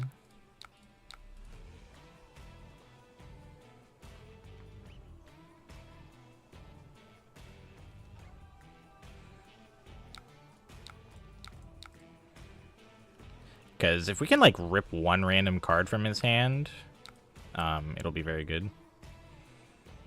Oasis, that's fine. He's wishing he had blocked that Rinchant now. Now this is a hand. That is for sure.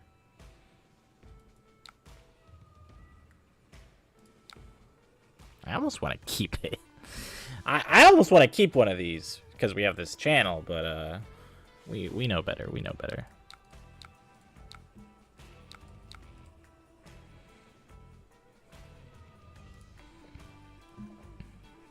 Also, that was his third plow under. Pitched one earlier.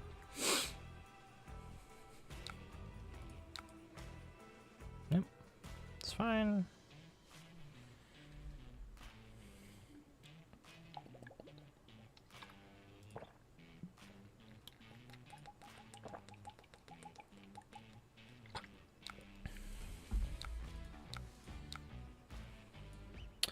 This.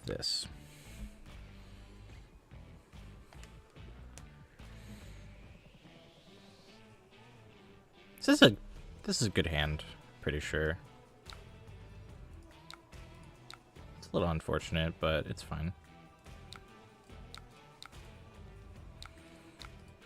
Don't actually care.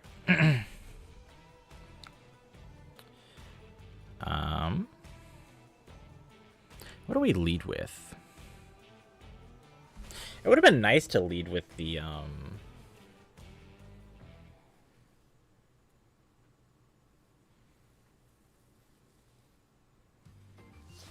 Yeah, it would have been nice to lead with something else, but this is fine.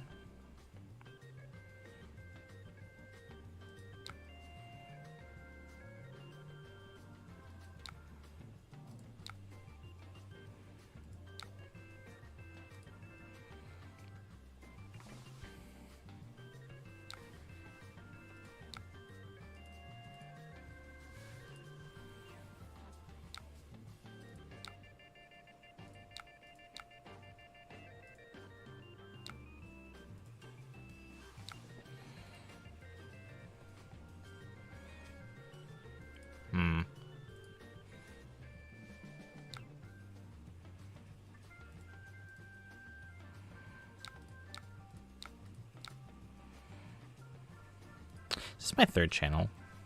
Or is this just my second? This is just my second. Okay.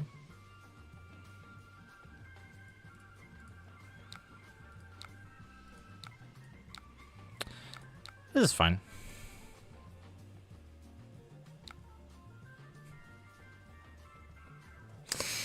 Do we do 1 damage to him?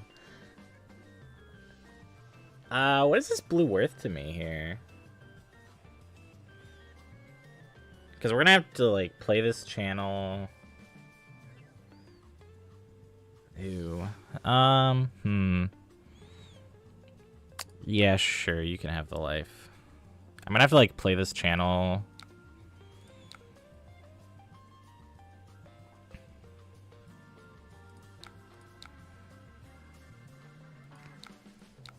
Pitch this.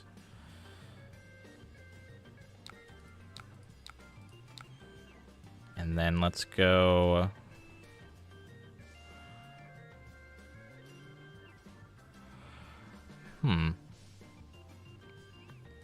Embodiment, this, draw a card.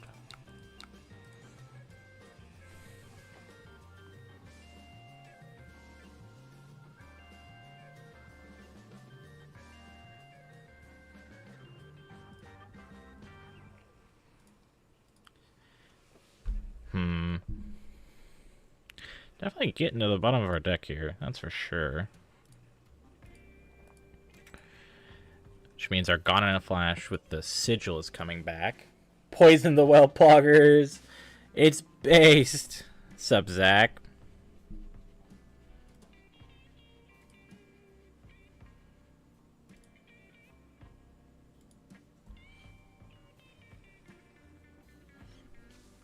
Congrats on the W, Mr. Wallach. Always knew you had it in you. That's our Sigil, which is interesting. So I think we're gonna hit him with a Snatch. Have I seen all 3 of my Sigils?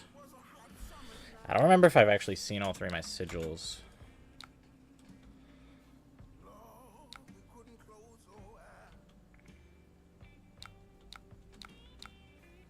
I don't remember if this is my Gone in the Flash hand or not. It was not. Okay. That's fine. Oh, do I have to play this thing too now? Kind of have to play this.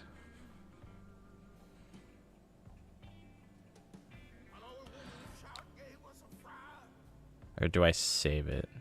Maybe I save the Somersault. Alright, we're gonna play this.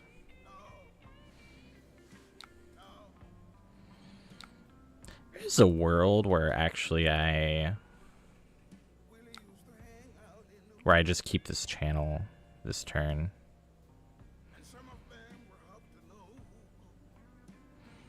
Kind of like that idea.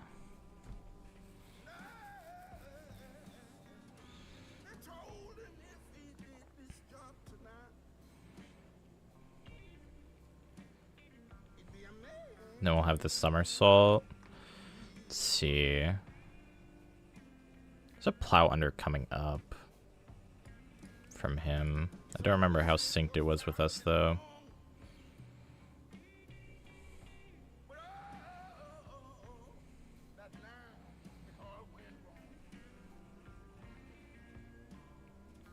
Let's just start with the easy lightning surge, I think. I think this is easy. It's just what do I want to do after this is where we're kind of struggling.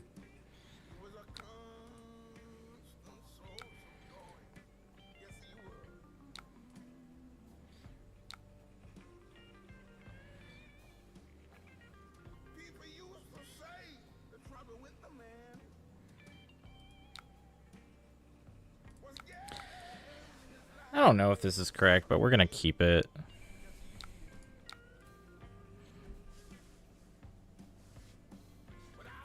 Grasdolfo play the blink. I don't know, maybe. Maybe I am. It was weird because like I need to start with the lightning card for the Starfall, but I don't know. It's just kind of weird. Weird spot. Surely you have a D-react for this. Okay.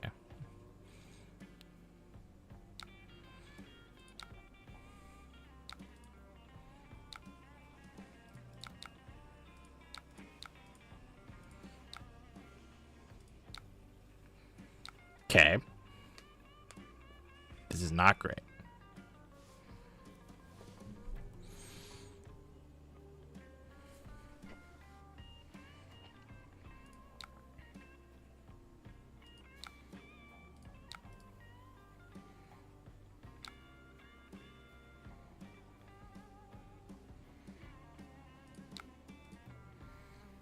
There's a non-zero chance we're playing this card. I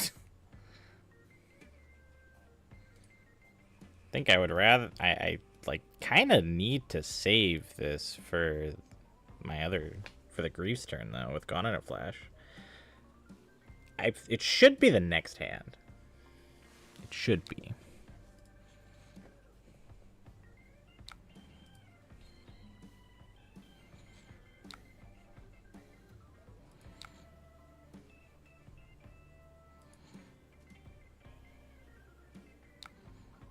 Although we can make... Can make an embodiment here.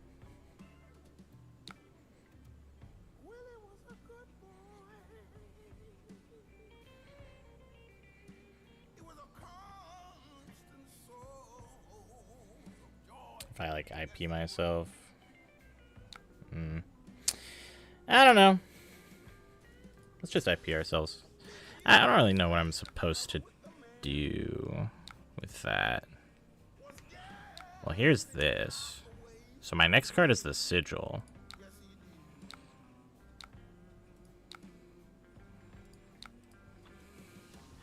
Show him this.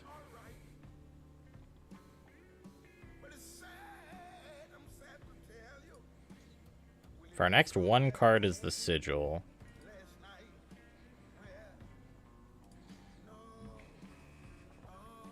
He has a sink. Does he have a seeds left? I forget if he pitched his seeds or not.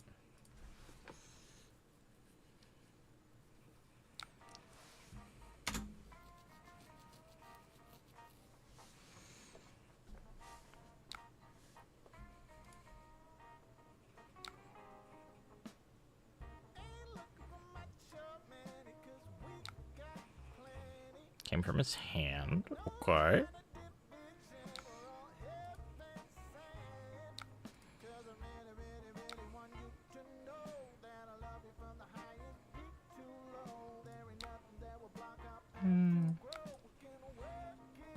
Yeah, let's go. Let's go for it.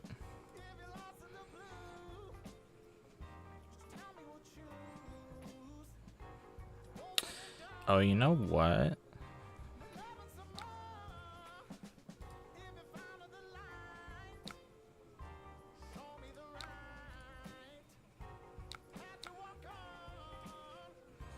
Maybe I wasn't supposed to do this.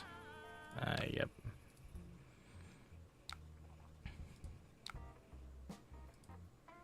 Be funny if I if you could like duplicate it.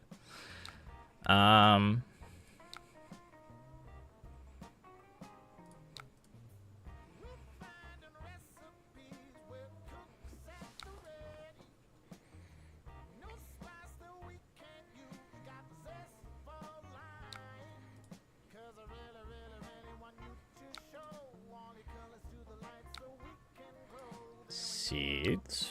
Okay. Fuse.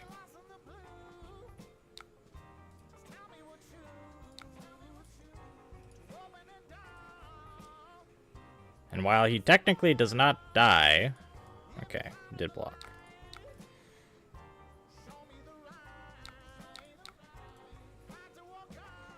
Holy shit, I stacked. Huh. I don't remember stacking all of this together. Am I a gamer?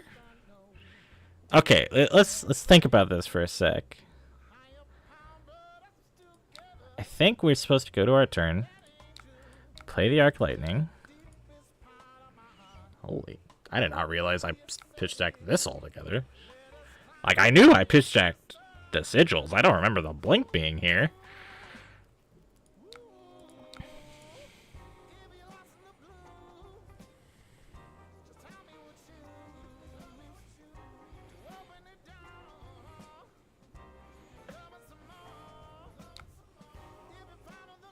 Judge, I like my lightning increase back. I don't even need it. Like, it's great, don't get me wrong, but like... we really did not need it for this turn. Like, this hand's just gross.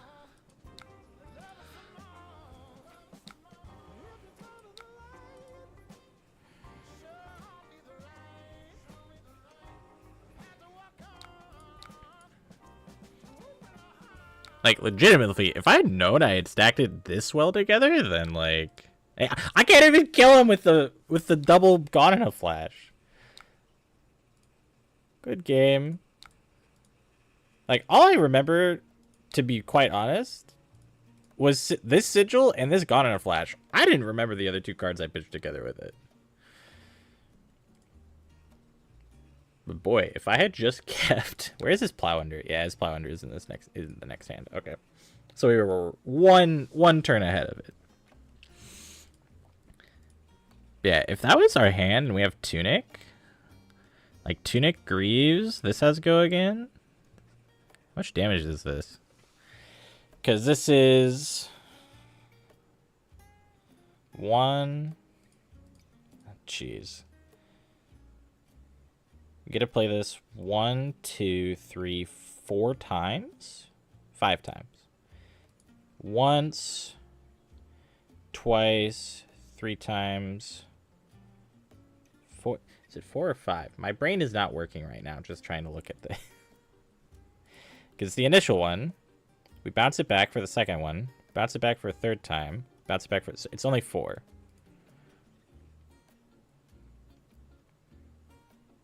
Yeah, it's only 4. Which is 16. But if this all has Go Again, then it's 17, 18, 19, 20.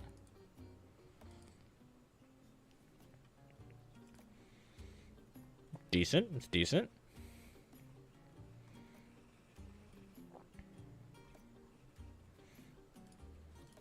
Alright, it's time to swap it up. Aurora 2-2. It's fine for the next hero. How do I make this work? I've never pressed this button before. Make a pull. Alright. I'm gonna go back here. Hello, it's me. Slightly larger. Now with deck lists.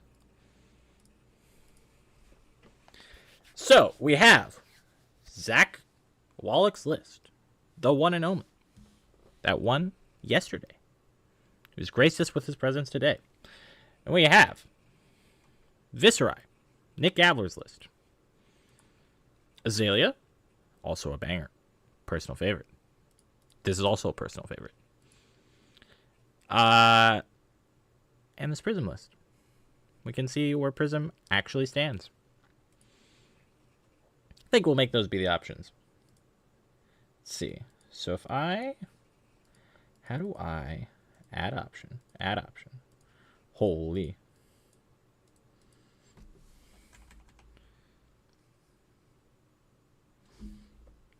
I don't know how this works. I've never used this pull system. We're like, I'm doxing myself live here on how much of a not streamer I am, because I've never used this system. Ask a question. Which deck do we pick? Do you only have 4 options? Oh, no, I can fill this in. All right. Viserai. Enigma. Prism. And Azalea. Is it working? Did it work? I think it worked. It looks like it worked. Holy based prism voter.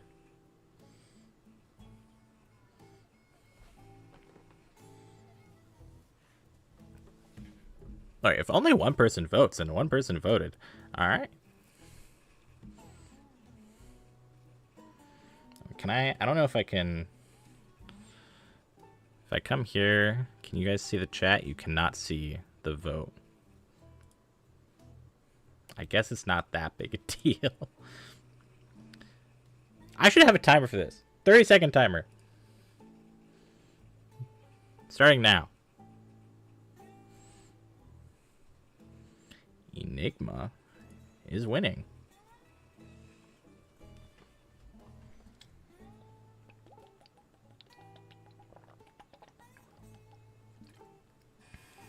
I also didn't actually make a timer. I'm just like counting in my head. I'm a fraud. I admit it. Oh, Enigma with +1. All right. Enigma it will be. End the poll.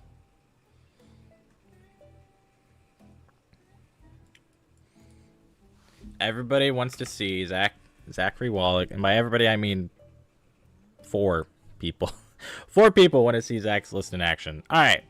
So, this is Zachary Wallach's list, who won the Players' Championship.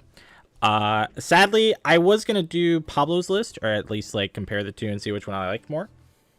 I couldn't find it, so we're just going to use Zach's list. He runs... I think this is something that pretty much only he is doing, where he's running Enigma Chimeras, and then he's also running Pummels. They used to be way more popular, with Zen being in the meta, but it's kind of fallen off. He's a huge Mistcloak goalie fan. I don't know when or where he actually sides it in, but I know he's a big fan of it. That All You Got's fantastic tech card against a lot of different decks, especially like Aurora. The sword attacks for 2. Block for 3 on the 2 attack sword. And draw a card. It's pretty good. Aqualapse is the secondary shoes if you need to be more aggressive. And Reality Refractor, to be honest, I don't really know when he brings this in. I think he brings this in for when you need to just apply a little more pressure. But yeah, go ahead and get the deck. Otherwise, it's pretty standard. Hold the lines for Brute. Raw guys levels. Shimmer is obviously a great card. Fractor was just for Riptide. I was going to say, I don't really know when you're bringing it in, but it's there. Because I was looking at your sideboard notes. I was like, he's like never bringing this in. So I have no idea when this actually comes in.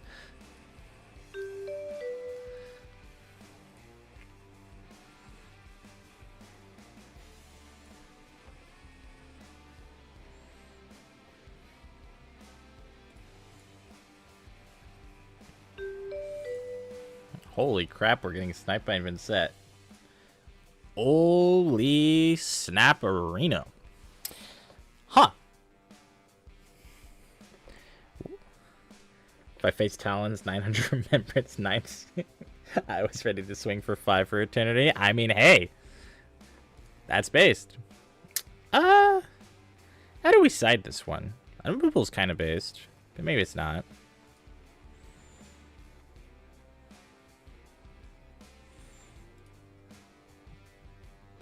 I mean, the 60 kind of just looks good. I'll keep it honest. Like, Pummel can be kind of annoying for them. Like, CNC Pummel could be really annoying for them.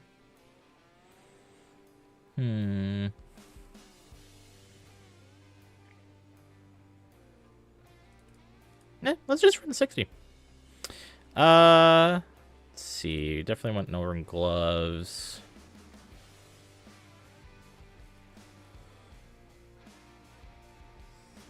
Yeah, I think this is what we want.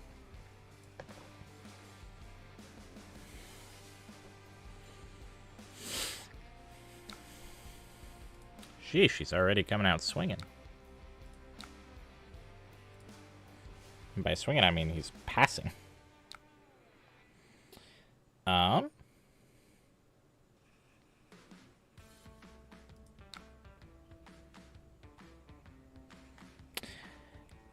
Want to develop this? Kind of want to also throw this Chimera at him. Be perfectly honest. Also, I totally just messed that. Yeah. We'll drop. And then let's draw a card, go again. Oh, whoops. Oh. No, this, yes. Draw a card, go again. Well, that is certainly a card draw of all time.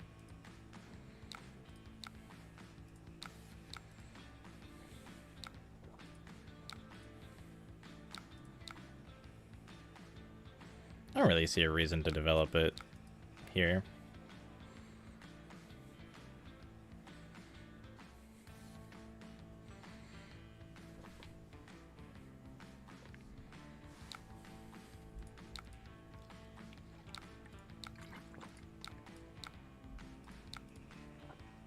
Hold the line. Sadly, I don't think we're going to be holding any of his lines. Shadow Puppetry. Let's pays the life. Yep, sure. Our question, though, is do we...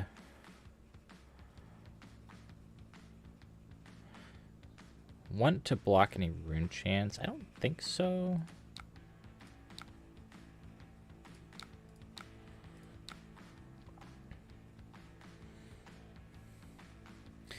Kind of a funky hand composition, if I'll keep it real.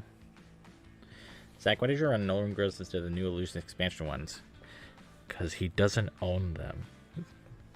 I'm sure he had a reason. I'm sure he had a legitimate reason for not running them. It's on top. I don't think we want that.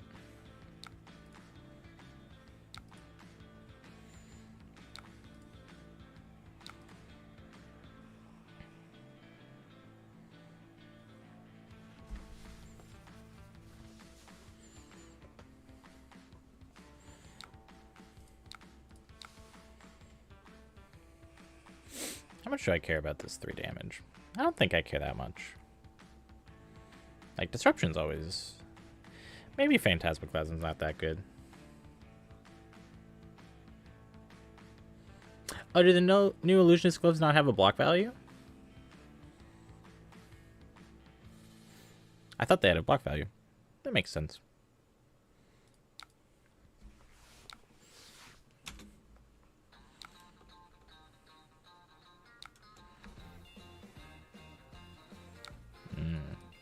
Ravel.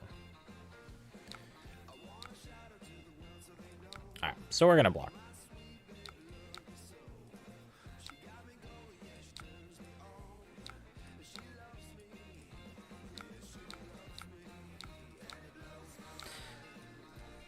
Luckily this is just like 1 damage.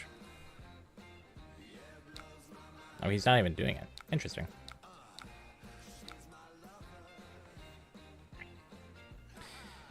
This is certainly a hand. It's just assumed you couldn't find a cold foil. I mean, it's a fair guess when it comes to him.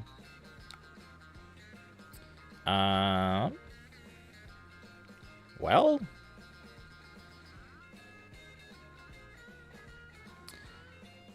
so for 6.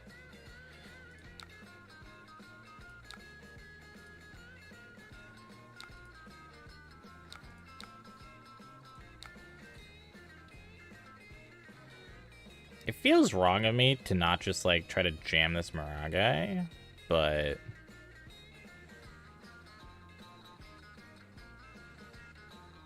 Kinda do not like this hand. Maybe I am supposed to just jam this Mirage guy and arsenal this Unravel. Especially with Tunic coming up. We're just gonna lose it to this. Let's try it.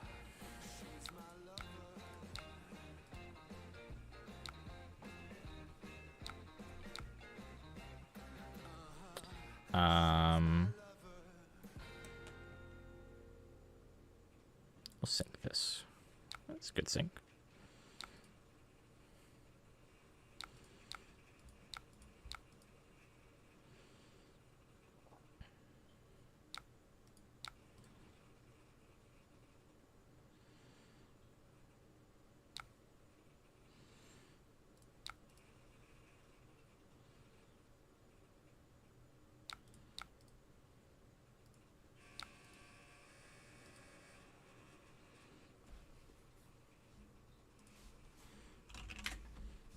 No, my card. It's messed up.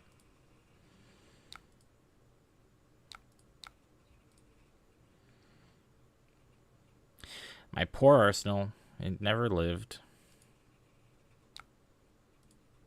Holy crap, he's actually running this card. Alright. I really don't know if I'm supposed to be trying to fatigue this matchup or, like, try to be aggressive. Sacrifice some life total to develop board state, because if he just kills it, then he just kills it. Like,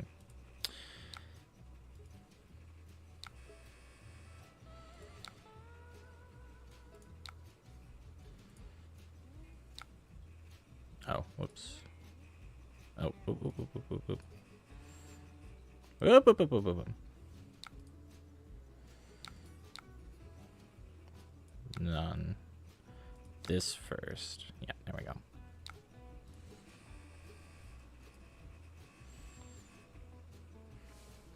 Now, how much do we care from here?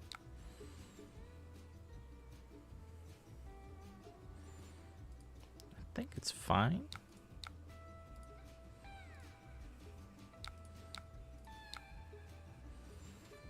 Can we just, like, play this? Then we attack, then we play this, and we can arsenal this? Maybe we're supposed to preserve more life. Let's just block a little bit.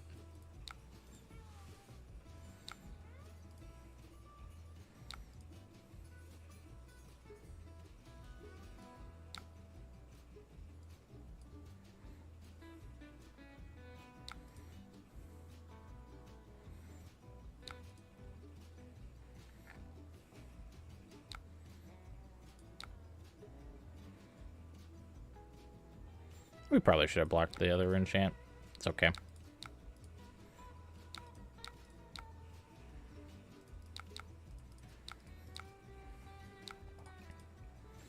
I will be misplaying the heck out of this deck. I do not have anywhere near enough reps with Illusionist.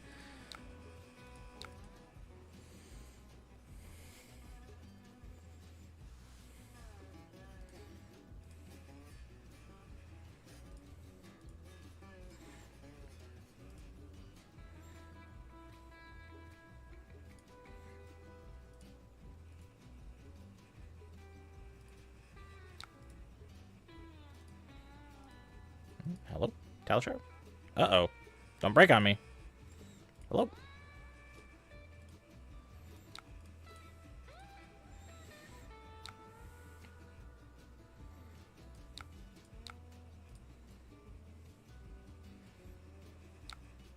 Go again. He's about to have a bonkers turn, and it's going to hurt. And this card literally is blank text against him, I'm pretty sure. I don't think he has any no blocks in his deck.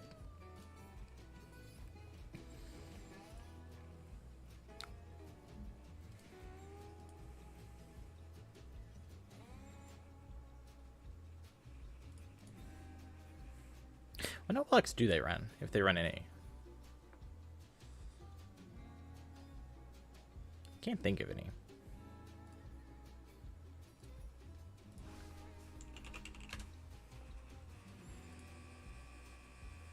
Like, I truly do not think this does anything.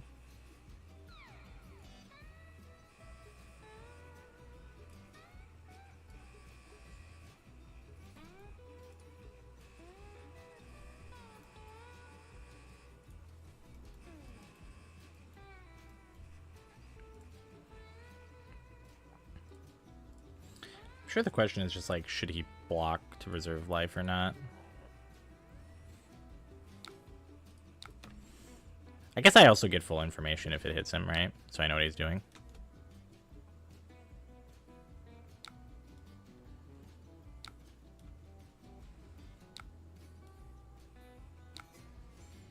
So he has a dirge and a widespread. Okay. So it's just a bunch of arcane. Pretty much.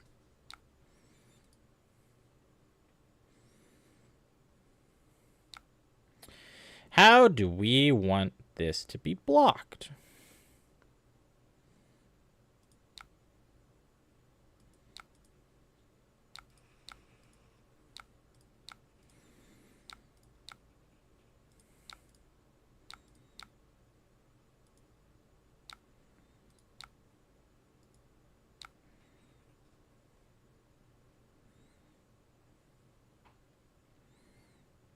He could, like, revel us here.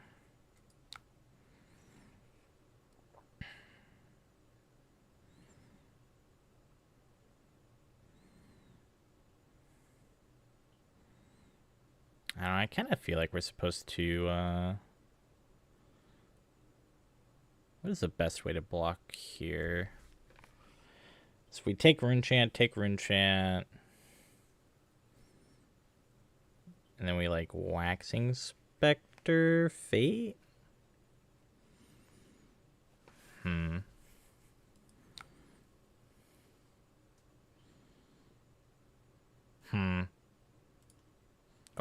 Oh my goodness. Oh my god. It actually goes through all of them again. That's so annoying.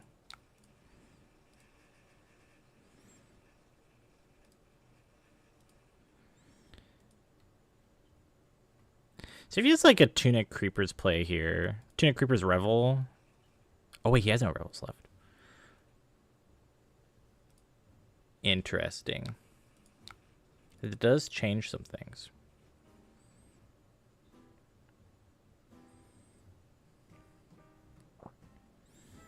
He could see, so he's out of Funeral Moons as well.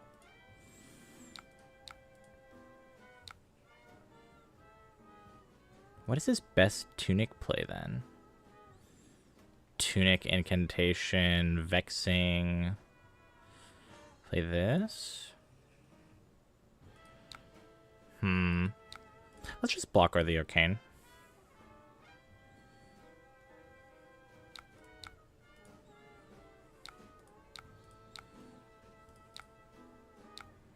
This is Arsenal, right? Yeah.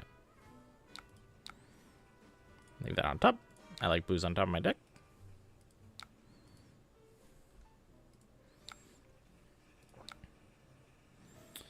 This, then this.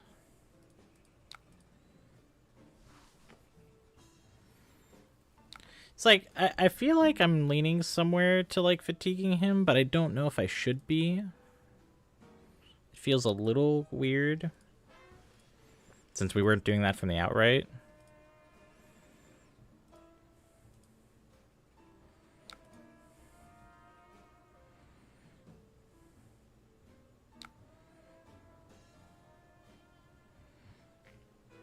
Also, like, this hand just is like, we like want to like be proactively playing this hand is what this hand feels like.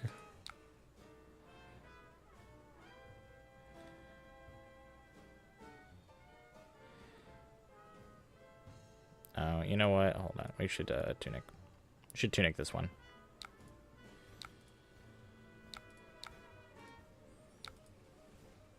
Oh, and this is for 4. That's fine. It's just 2.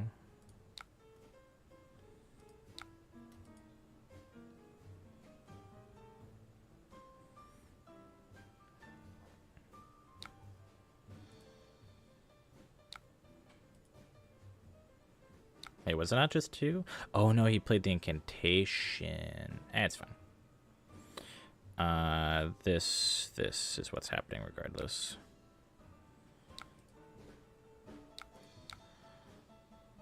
CNC's nice. Let's put this on bottom.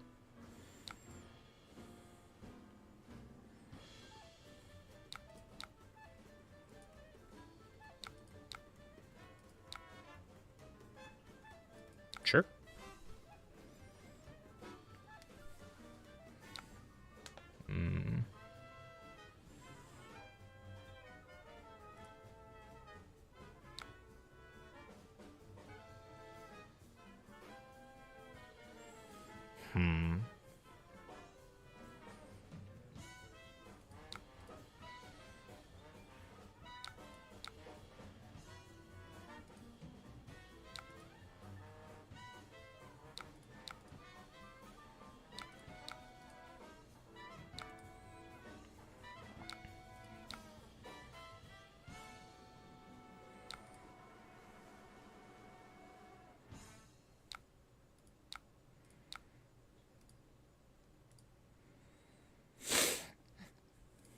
How much is one rune chant really worth to him here? More than my CNC.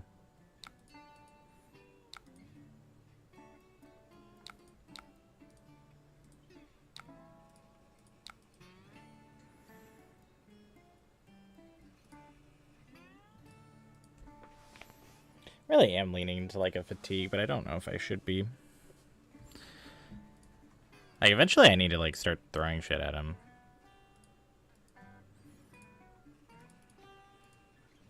Like I really wanted to throw the CNC at him, but we really couldn't.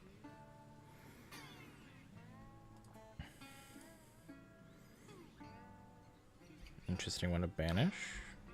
Is he setting up? No, he's casting something else. Okay.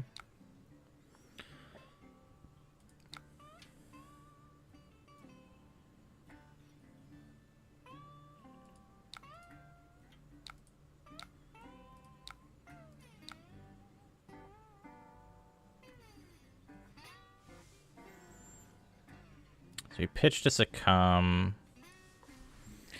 We should count how much shadow he actually has left. So if he's running these, so it's like 2.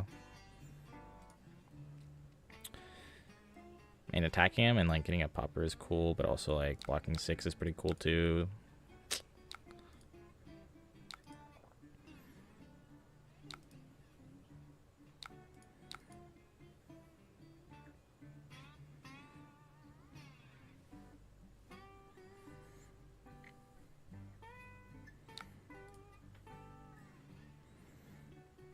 Warmonger's pretty good into it.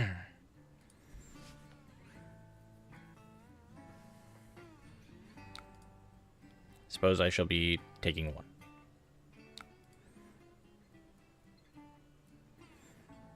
Reveal the top if it's ready to get a rune chant. What do you reveal? I should pay attention.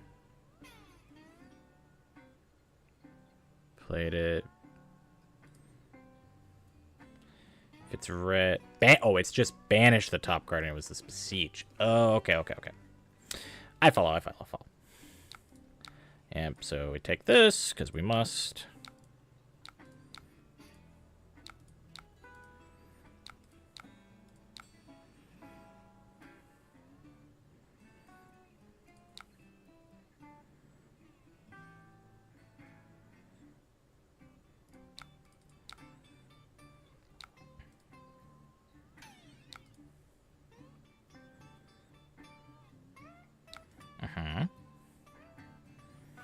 Creepers dirge this.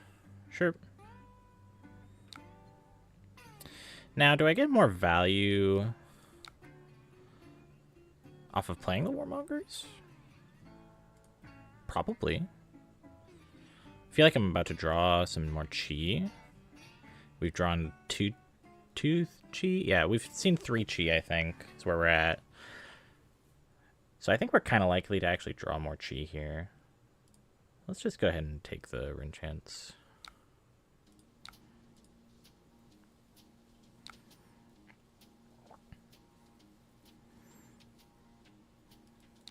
and this doesn't have an on-hit, so we'll just take this. Save the Fate Foreseen for next turn, because I think we are about to get kind of cooked.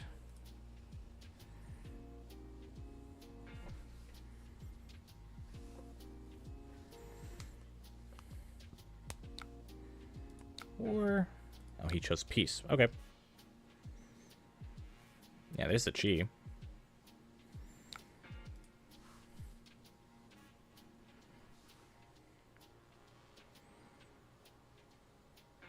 Actually, we can't even play our hand. Uh-oh.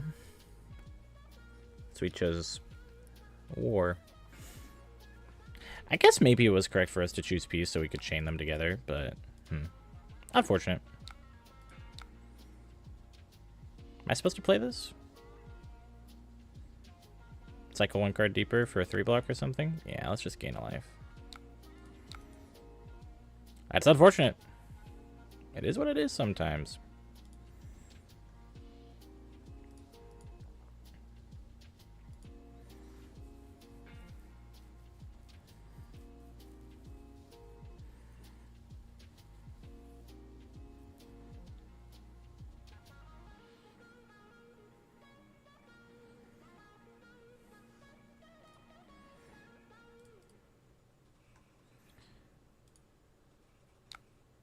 Jack-o'-lantern. Did kill his creepers at least. Oh, and he doesn't have a read the runes anymore. I wonder if does he even have anything that he can use the eloquence token on? Let's see. I don't think so.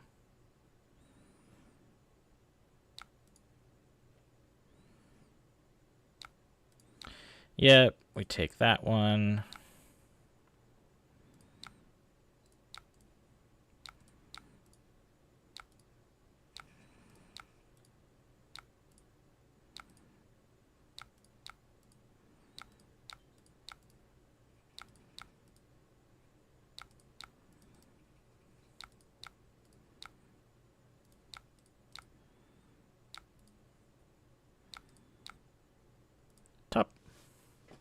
Top the 3-block. Call it a day.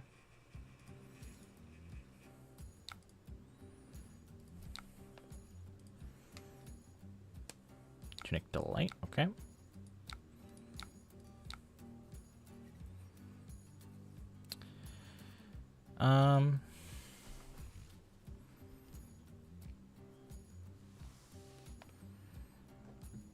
He's already gaining 2 life. What's this card in his arsenal again? Yeah, it's a Eulogy. I don't even think he can use this.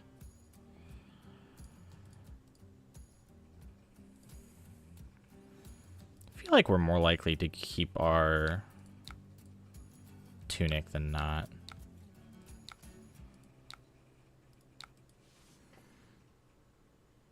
Another Warmongers. See, let's count how much Goigan he has. So he still has a Temptation in his deck, maybe 2. So he might have drawn a second one. He might only be playing 2. He still has a Puppetry.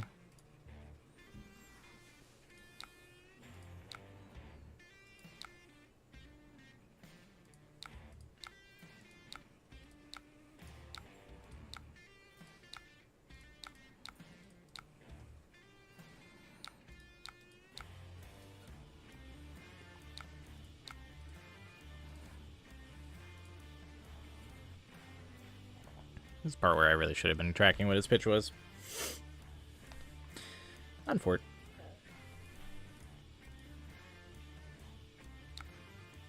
Chose Peace again. We'll choose War. I like this War selection. So we're going to have Waxing Spectre into a Clasm.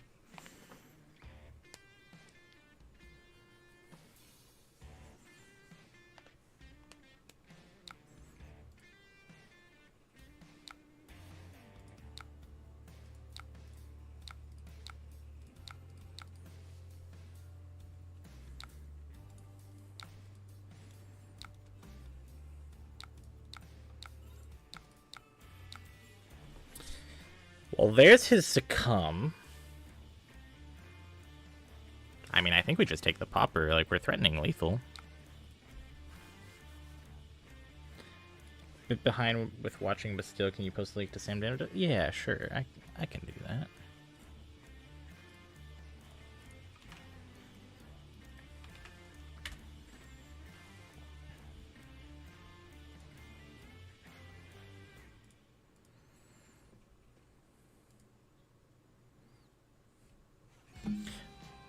No problem, but I got you.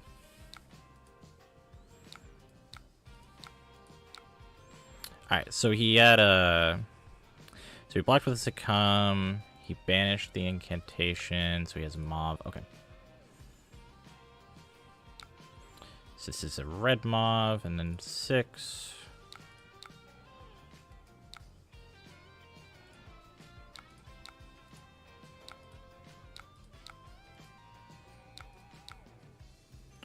Six with go again.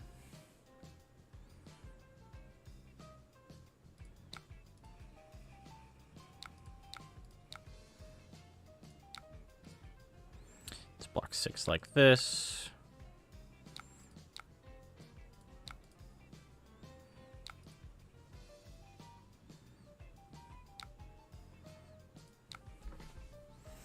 This is where we really ask ourselves, like, how much gas does he truly have left?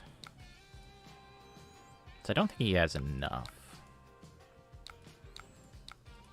And do we care about him having this eulogy? Like, he has... All his reads are gone. I don't know how many non-attacks he even has left.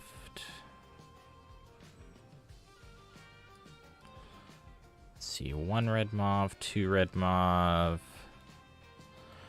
1 incantation, this incantation. I guess he can have like a vexing play.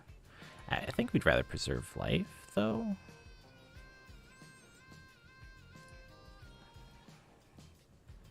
Let's see. I don't think the eloquence does anything for him. So we'll save our tunic for later.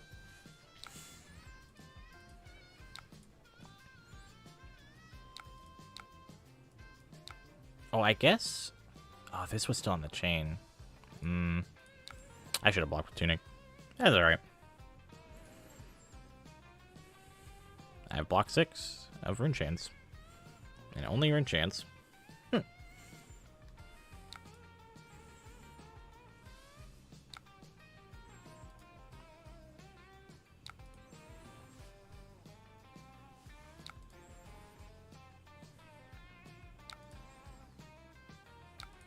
Have to take 1.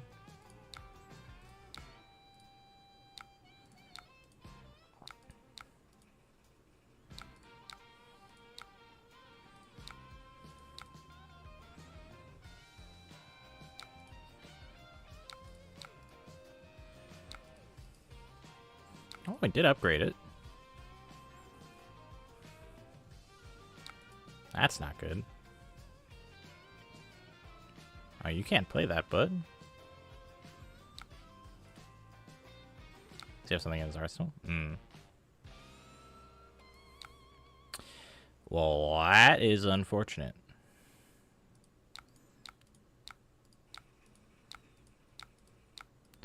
He will be getting all those rune chants. Which does suck a little bit.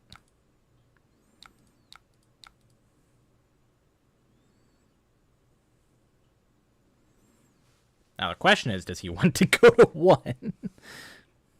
So you just fatigue Vin? Yeah, I didn't originally want to, but I think that's what you kind of have to do. Because you don't really ever have a chance to develop your own ward cards. Because they just kill them all anyways.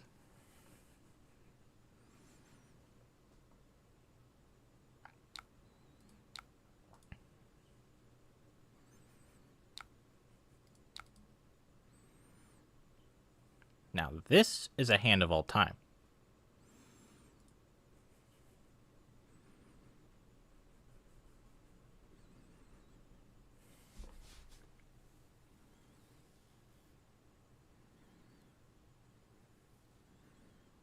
I feel like there's a correct way for me to block with this hand. and a wrong way.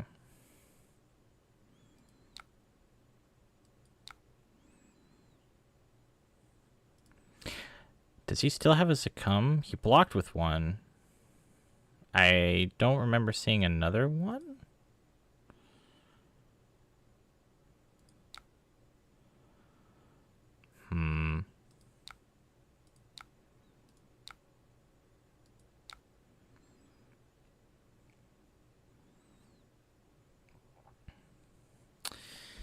Ah, man, it's like we kind of like have to block this for enchant in case he does have another succumb.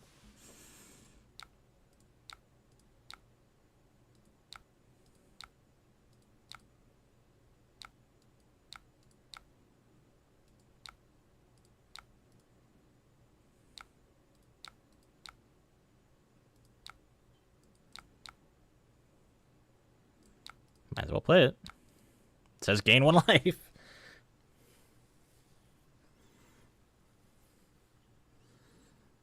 Learning to play Enigma can use all the help you can get. Yeah, Vinet, it really is just like you have to weather like the really big turns, is what it feels like.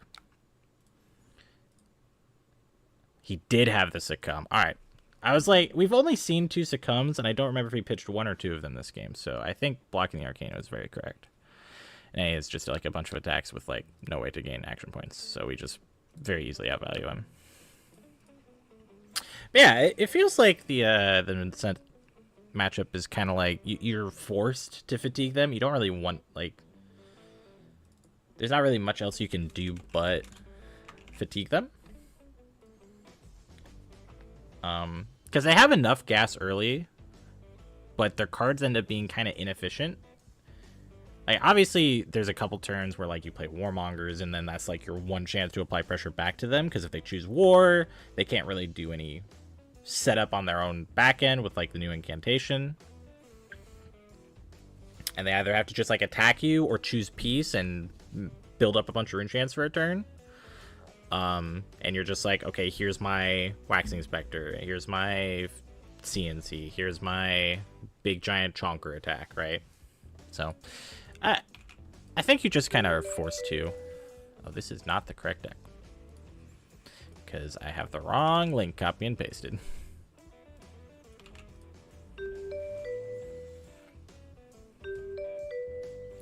First or second into Aurora? Probably first. And we want a B. Maybe I'll collapse. Oh, we want the Battle You Got. For certain. Hold the Line is probably really good in this matchup. Goalie sounds kind of annoying for them as well. Weakest Link is good into them. They don't really have poppers. Maybe we cut the Warmongers. Doesn't really do much into him. Or probably cut the Shimmers.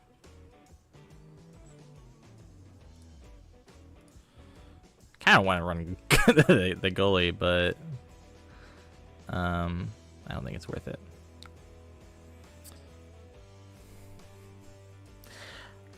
I've seen some hands. This is not a good hand. We should have cut the Warmongers, it turns out. Nope.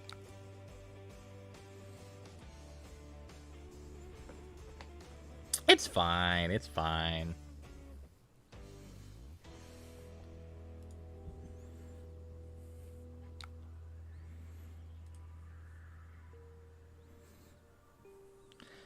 I'm outskis for class. Best of luck on the rest of the stream, my dude. And as always, Enigma balls. Based. Yeah, we choose War. Like, maybe I should be choosing Peace here, but like... Whoa, holy. Those are some cards. He had a great opening hand. I'm surprised he's pitching both of these. Did he draw all 3?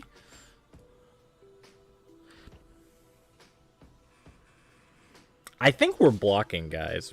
I think that's our line. I'm not 100% certain on this, but I believe that this is the line.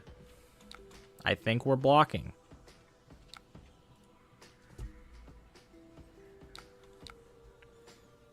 Yes.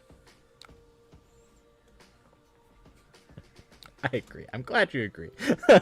I'm glad you also agree that our hand that has 4 D-Reacts and Warmongers in it should be a blocking hand. Yo, please flip a blue. That's big.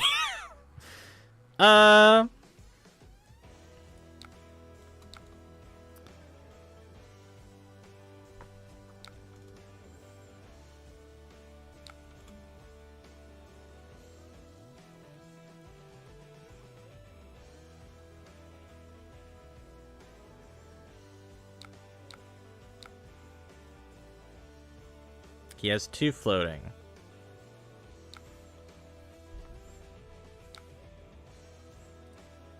Dude, I'll IP2 myself. It's fine.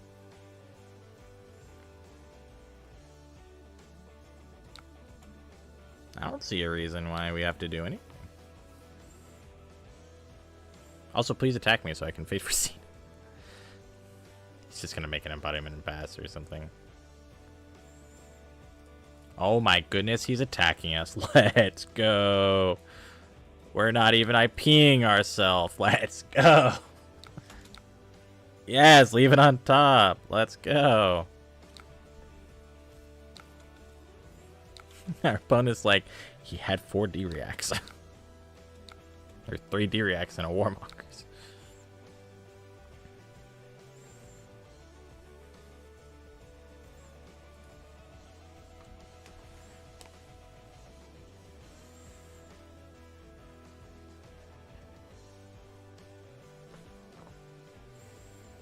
We can start playing the game on our turn. Assuming we get there.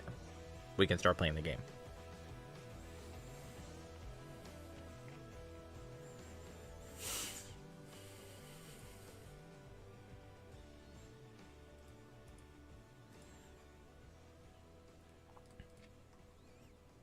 It is very cool that LSS made a Runeblade that is like, the way you get the Runeblade hand is with all the instants now rather than the non-attacks. Also, what the heck? We drew all 3 of our Warmongers in our first 3 hands. What the heck? Top 12 cards of our deck. Talishar's like, yo, you're playing a Runeblade.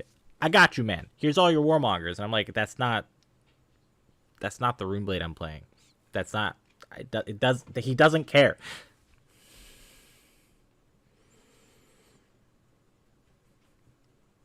Make a rune chant. See, this play is always suspicious. Like, if they don't start with, like, Arc Lightning into this, it's very suspicious. And it's like, okay, do you have... What the heck? Yo, he is pitch stacking me. 2 Gone in a Flashes with these and a funnel, and you're passing?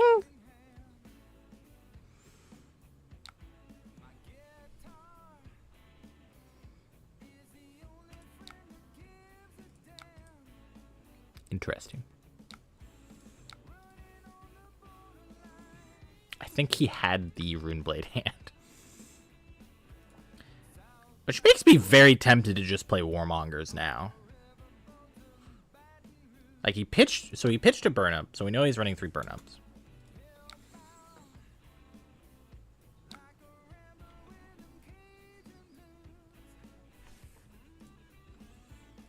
Oh, hello, Talisher? Don't die on me.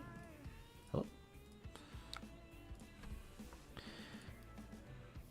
And then we get to then keep this blue for this. It's so suspicious. Like, he could have had 4 instants, sure. Or like 3 instants and then burn up. Thinking 1 second. I think we're supposed to play the Warmongers. I think that's what we're supposed to do.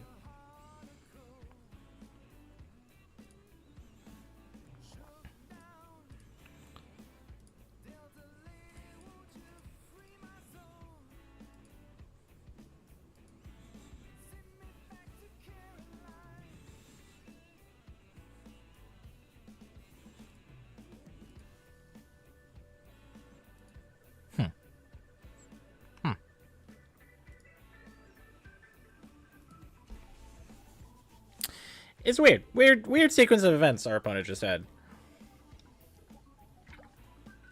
This is a very weird game. Like, we've drawn all 3 Warmongers. Also, the fact that he's thinking, he's like, this Arc Lightning doesn't look as well anymore. He chose peace! Okay! Interesting.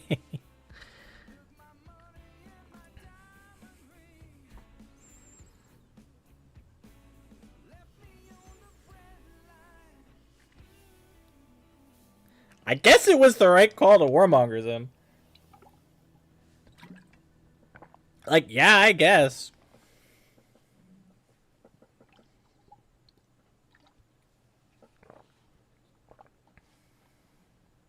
Okay, he had an attack.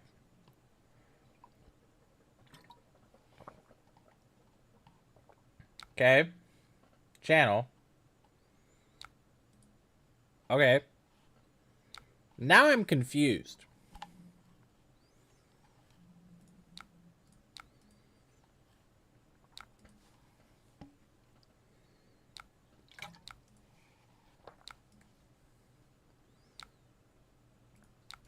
What you got over there? What you working with over here? Okay, Arc Lightning, yeah, sure. Arc Lightning, Flittering Charge, Heaven's Claw. Let's see. Hold on. He has an embodiment, right? Okay.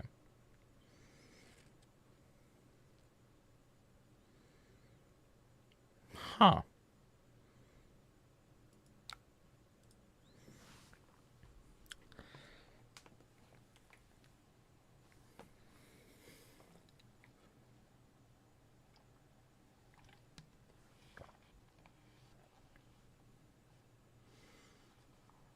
There is a small chance he doesn't think he could play instants off of Warmongers. I think it's more likely that he has an Arc Lightning in his arsenal, an Arc Lightning in his hand, with the channel, and he wanted to play them all. I think that's the more likely scenario here.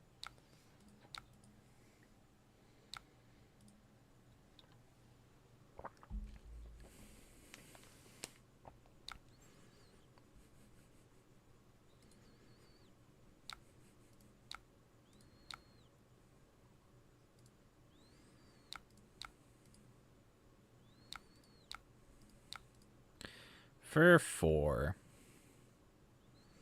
Kind of a cringe number.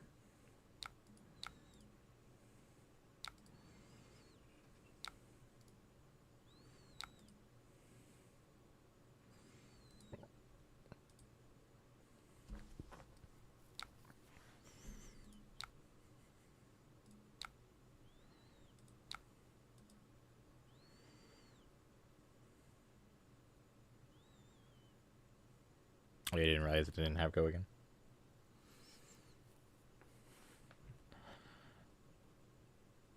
I was hoping he would grasp.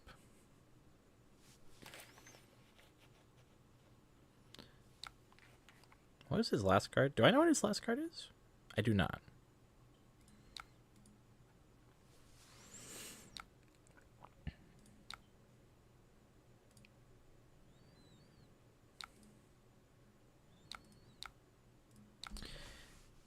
Do I let him draw a card?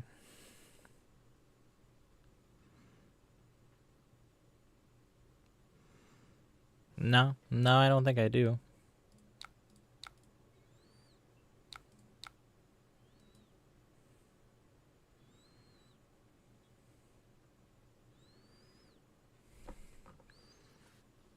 Why they don't attack with a sword? I don't know why they're not attacking me with the sword.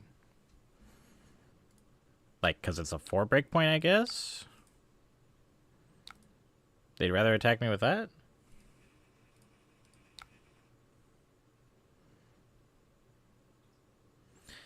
Would I rather keep the Spectre or my shoes? I think the Spectre here.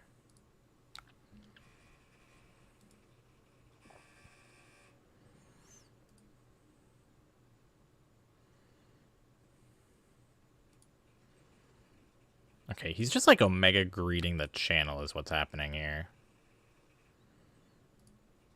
Where's my... What's going on? Dude, he's just greeting the channel is what's happening here.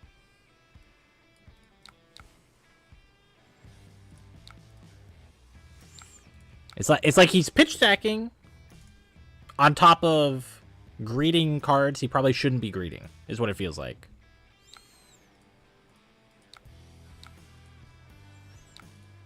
Now it's 19-40. And yeah, sure, you have a channel, but like, at what cost? Like, I still have 40 life.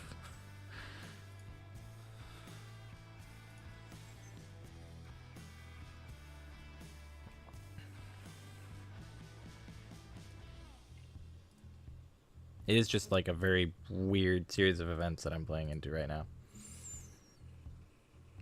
He had an extremely playable hand into the Warmongers that I threw at him, but it's like, what is in your arsenal that you're trying to greet, friend? Like, he didn't even play it that turn, I'm pretty sure. Like, what is here? Flicker Wisp is what's there. So this is deal 2 arcane.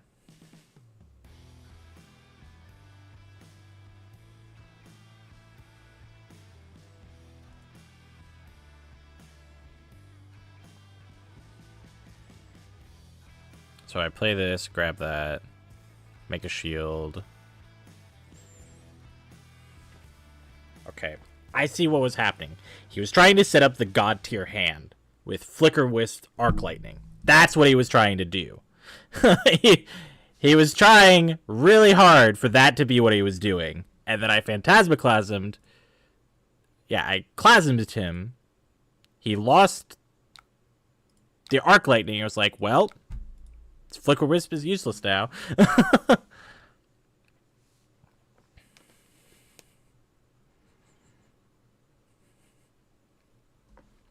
We've solved the riddle. Yeah. It's like, but still, my side of the table is like, I mean, if you want to be at 19, you can be at 19, I guess. And now we're here and we're like, oh, okay. Also, fun fact, this does not buff the Rune Chant. Handsomest fella on the AGE team for real. That ain't true. Nuh-uh. That ain't true. That belongs to not me. Now, best beard? Yes. Yes. Sizzle. Okay, so this is for... If it hits me, it's for some arcane. But it's for 7.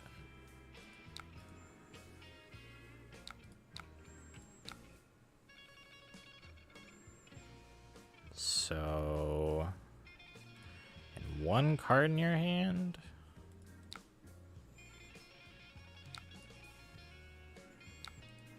At the very least, more than Alex for... Okay. That I will accept. That's also not a very high barrier to beat.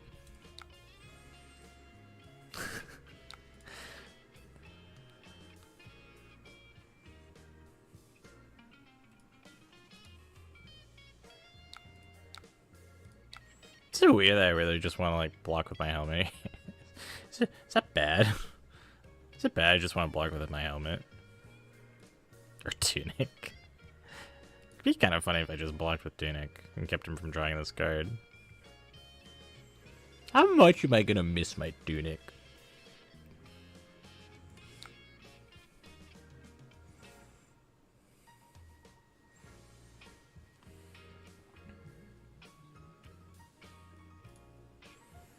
Well, so I don't want to give him this whole card. He still has a card left in his hand.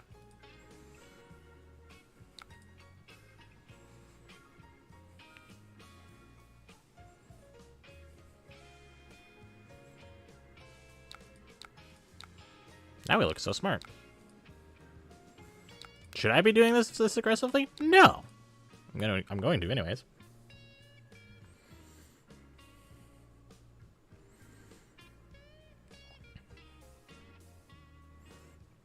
This was like the worst the worst Flicker Wisp in the history of Flicker Wisp. This is why I don't like this card. Like, I understand that, like, this card can be really good with Arc Lightning, or, like, with other cards, but I don't like it. Yeah, maybe just throw this.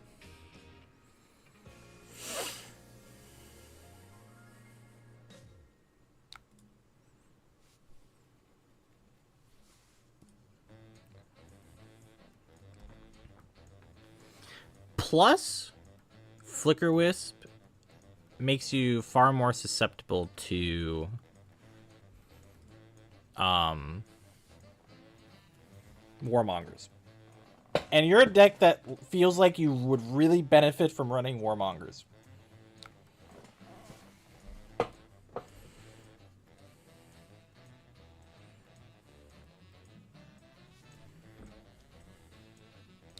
Who's texting me?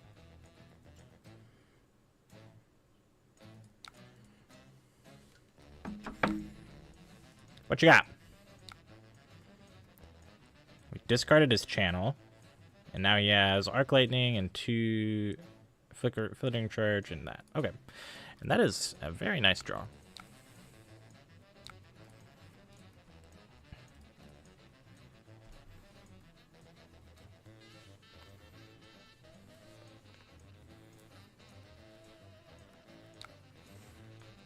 Okay. GG. Yeah, those early cycles really felt like he was just trying to greed like the ultimate hand. And then I played Warmongers into him.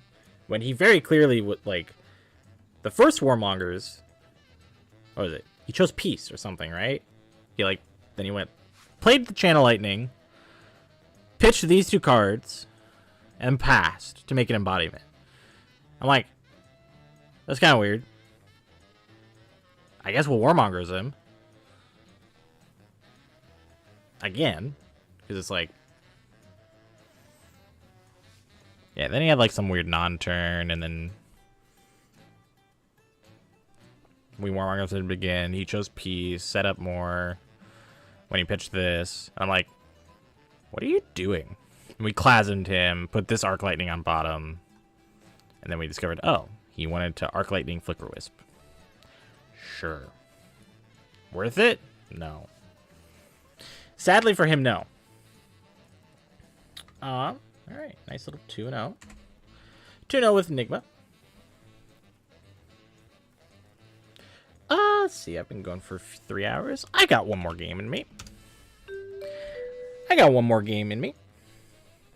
This Enigma game's been a little grindier, though.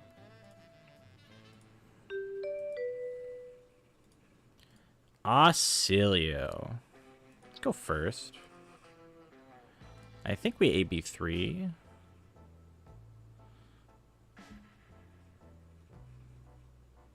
I think we just AB3. We don't really need Pummel.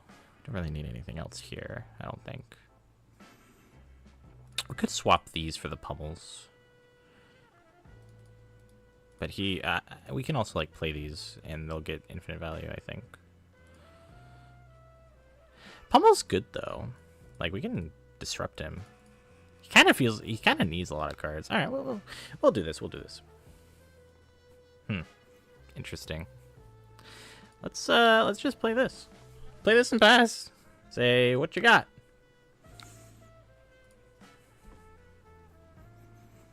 It's got a Fry.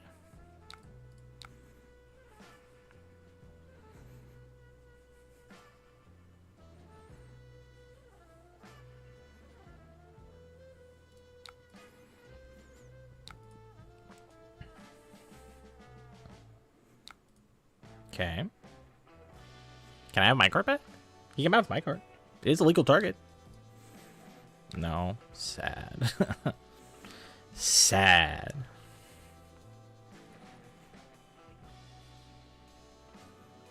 Oh, cool. This actually says how much is there.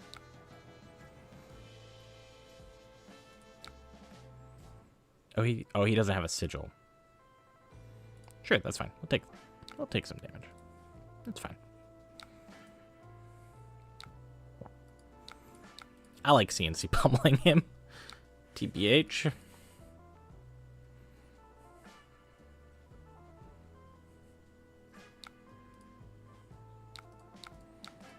We are like immediately rewarded for how we sideboarded, which is crazy.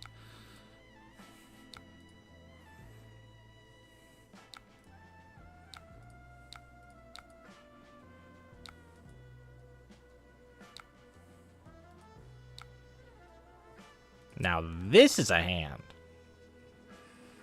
that is just bad. I think we warmongers. Like, warmongering here is fine, but like the fact we can't do anything else is so it's so we should choose war.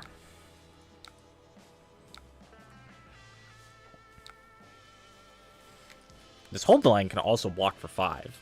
In theory. It could actually do it.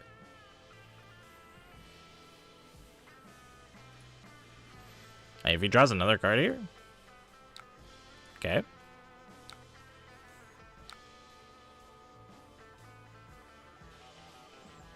Okay, bud.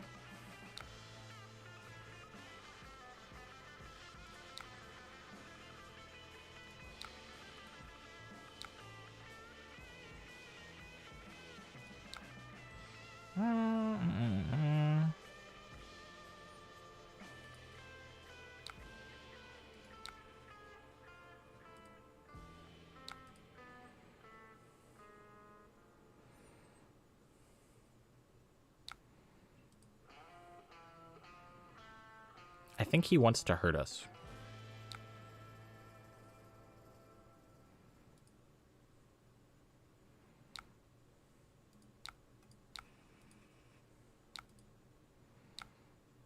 And it will be painful.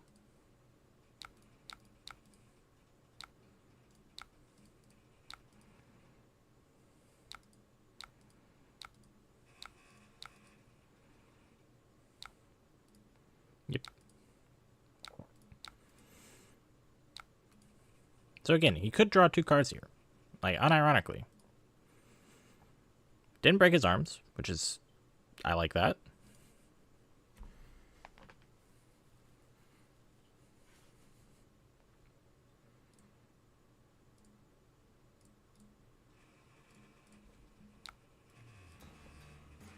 A snatch. How do we want to play around? I like that wizard, but he's just not there yet. Yeah, I agree. He feels like a very strong, like... He feels like he's a rune blade, is what he feels like. Am I controversial for saying that? Like, he feels like he plays like a rune blade.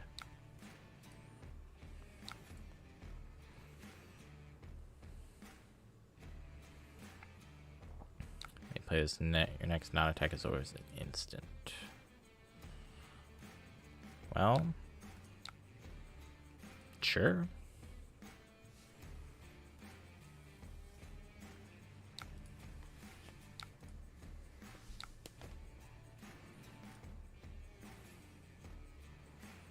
Some etchings.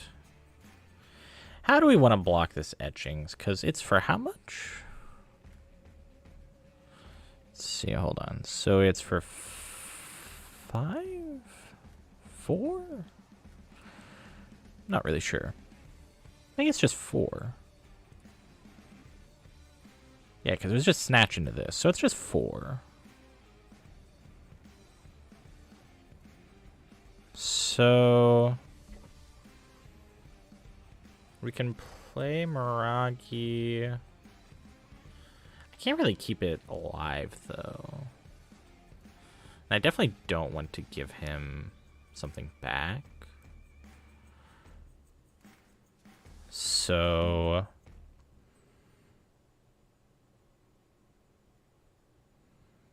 Play this, it has ward 4, it blocks 4.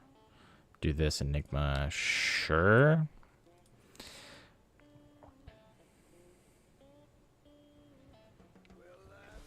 It's kind of weird.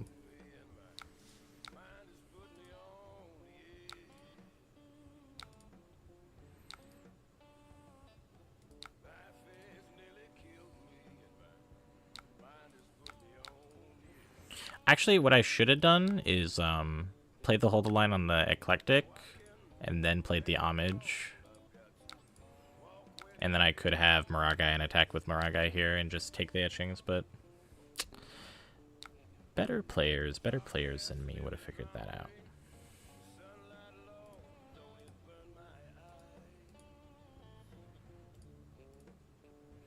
We are about to see what kind of hand this guy will do.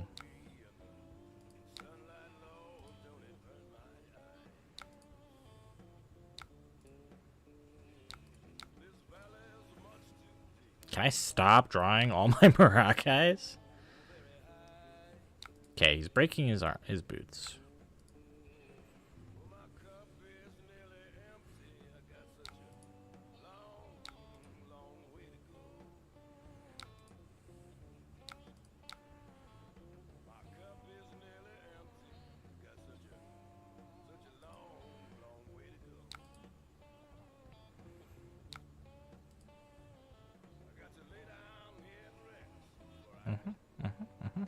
He's got a very good hand. It's kind of gross. I'm glad we just chilled on the hold the line now. I'm glad. But whatever his attack is gonna, yeah, whatever this is gonna fucking hurt. Oh, jeez. Yeah. I don't know, maybe this tick is a lot closer than people think it is. He's like almost out of his equipment though, so.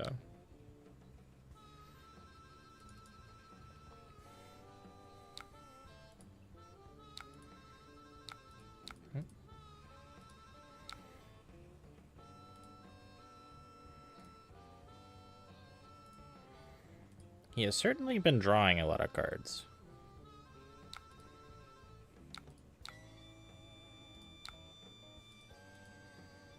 What is playing in my ear right now?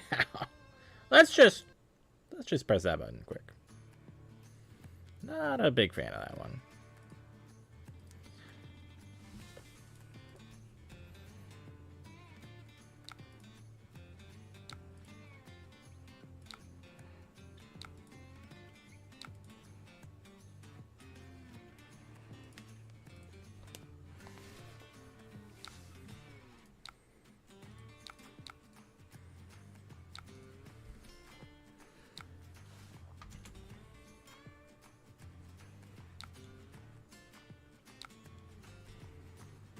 We jinxed you? I mean, maybe. Scour, Flittering Charge, and Twine Fry. Then he has an Unknown Arsenal. Alright. Slew is like...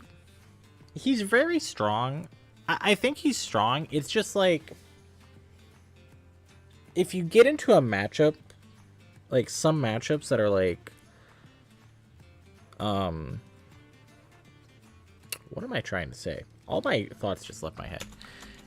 It's like, if you're trying to play an aggro race, I think he's solid. But if you're trying to play...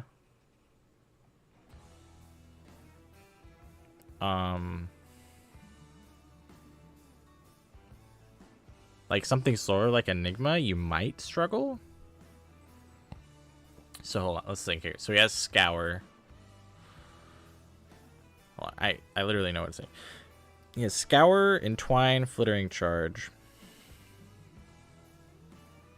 So I think we're just playing this.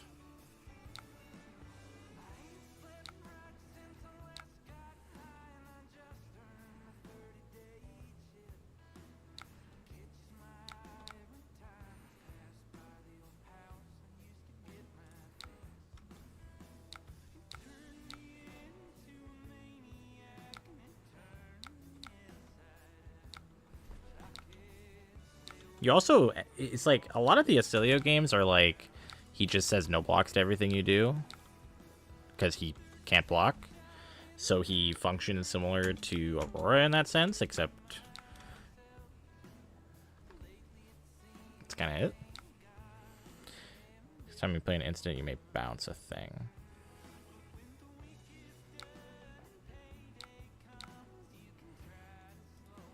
Like, currently I'm just like, what's in your arsenal, bro?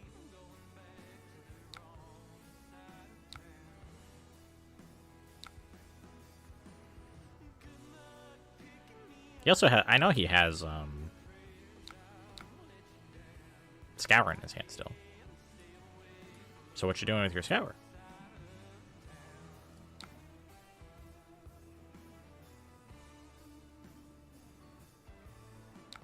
Okay.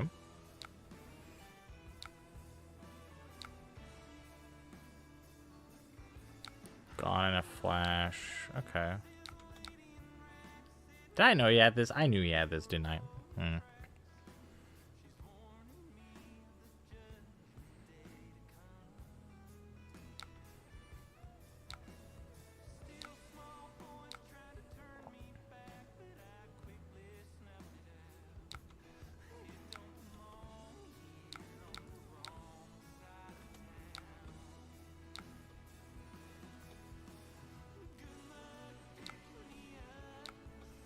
He still has Scour.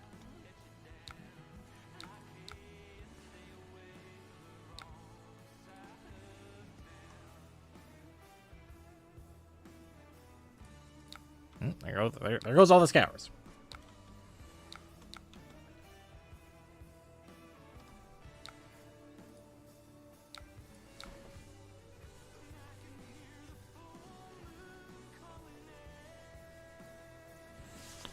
We can do things with this hand.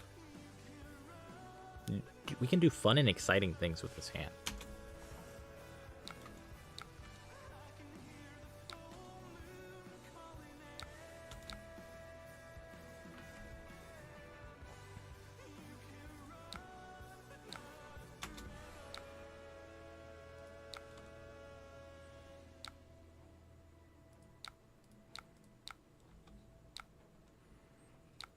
Let's do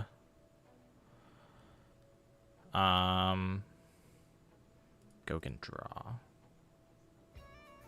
What if I do Gogan buff? Then we're 5-6-2. Let's just do draw card. Yeah.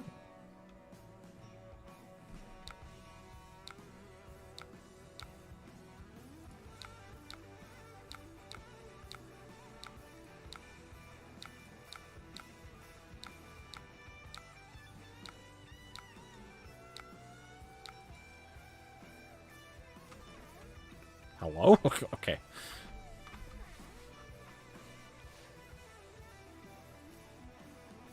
So he still has Gone Out of Flash in his arsenal.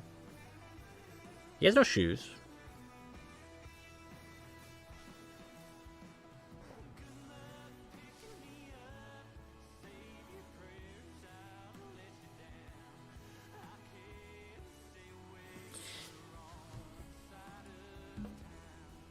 He has no Sigil of Brilliances. He has one Blink. Maybe he has another Scour for this guy. Should be annoying, but I don't think it really matters. Still two of the Channel Lightnings around. He probably has it in this. Has at least one in this hand.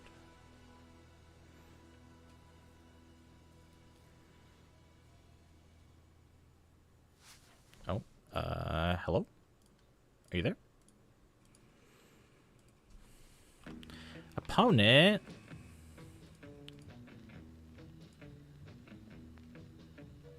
Yeah.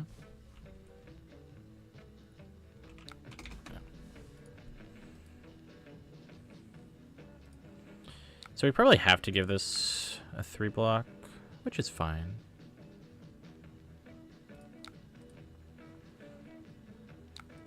Just which of these do I want to give him? Or which of these? Probably that. lifelink, sure.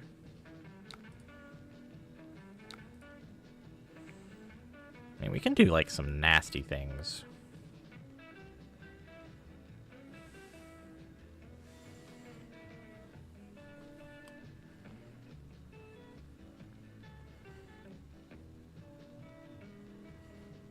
Like, we play this, pitch this, then we can like get.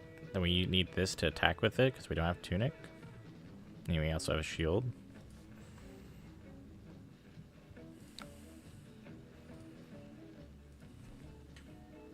It's fine.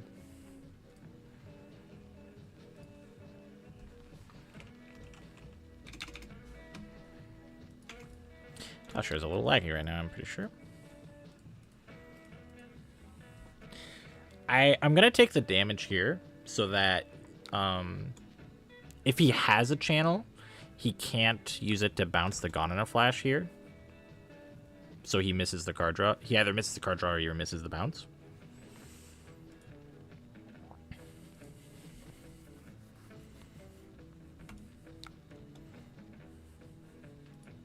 Plus, we want to like kind of greed our hand. Like, we are presenting so much damage here.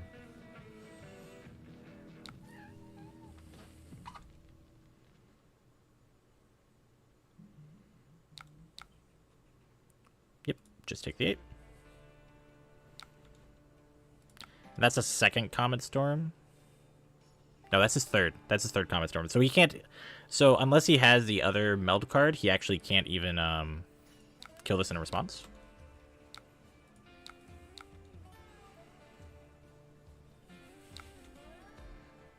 He's running Sigil. Based.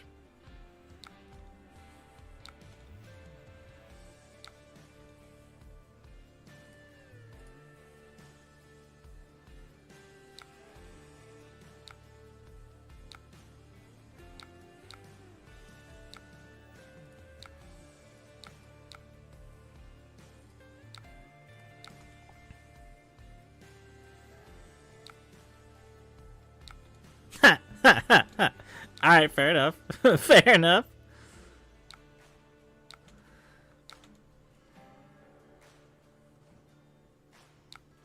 Yeah, he should only play one, I think. Because he probably just wants to keep the other one for the Gone in the Flesh.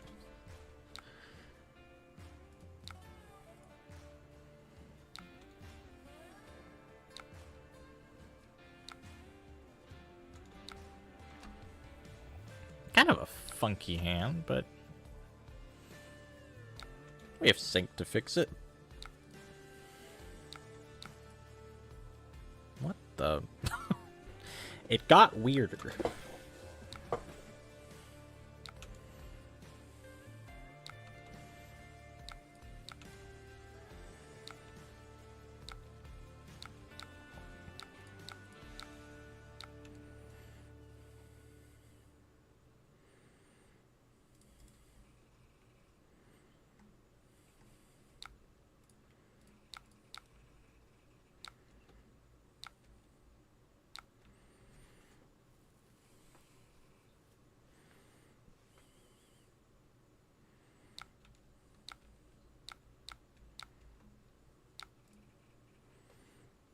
We are also now drawing all of our D-Reacts.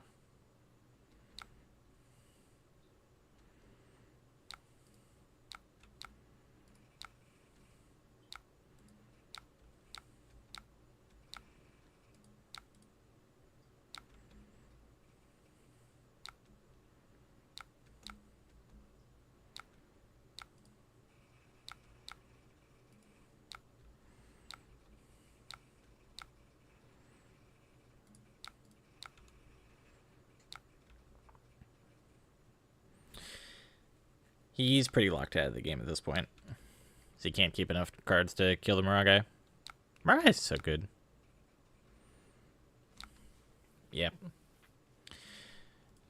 GG's, fun game. It's alright, you guys did not jinx me. Despite your best efforts.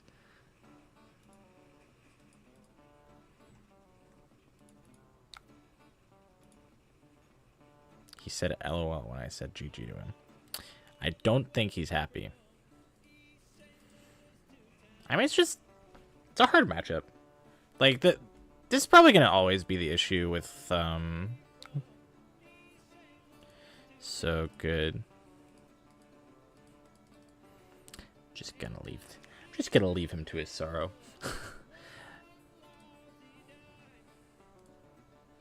He seems a little under the weather. It's unfortunate. It's alright, though. Yeah, Celio is like, he's so cool, and he does a lot of very fun things, but then you start playing him, and you're like, yeah, it's going good, I feel like I've got a lot of aggro stuff going on, doing a lot of damage, and then you, like, get the Runeblade hand, where you're like, I have 4 spells, and they're AB3. Or you have, like, he has the same issue in Limited, actually, where it's like, your hands need to have that nice balance of, like, a couple go again lightning attacks, and then you amp, and then you throw a spell at them. Like, that's what you want all your Auxilia hands to be, but it's like, that's not what all your Auxilia hands are going to be throughout the course of the game. And especially when you, like, get through all your, like, big power cards, like your Sigil of Brilliance, your Eclectic Magnetism if you're running that card, and, like, Gone in a Flash will be gone eventually, right? Like, you can't keep recurring that card forever, but it's like, once all your gas is gone, Acilio's like, well, now I have to be blocking sometimes because I traded all my life already, and you just die. So, I think that was our 3rd game. Man, 3-hour stream. I'd say it went solid. Had some nice Aurora games. Had some good Enigma games. And I had a great time. Glad everybody stopped by. Shout out to the stream. Reminder, the Players Championship Top 16 was yesterday. The VODs are live on this YouTube channel. You can go find them. Eventually, I'm sure Justin will be posting the matches that were streamed live on here as well. You get to see individual matchups of the games that were streamed. There were some really fun games, really good games. I remember Colin on Kasai versus Peter on Enigma was an extremely fun game to watch. And there were other fun ones as well. So, check those out. And I'm sure, I don't believe anyone's scheduled yet, but we should have other people streaming. Like, I'm sure Jonah will be streaming next Sunday. Or somewhere around that time. I'm sure Jake will be streaming sometime this week as well. And I'm sure Bryce, as always, will be streaming, but I think he's a little lagged behind from the Players Championship yesterday. So I'm sure we'll have streams later this week on, like, Wednesday, Thursday, Friday at some point. But appreciate everybody. I'm just gonna go. Appreciate everyone that stopped by. Appreciate everyone that was hanging around. Hope you guys have a great Monday. Take it easy.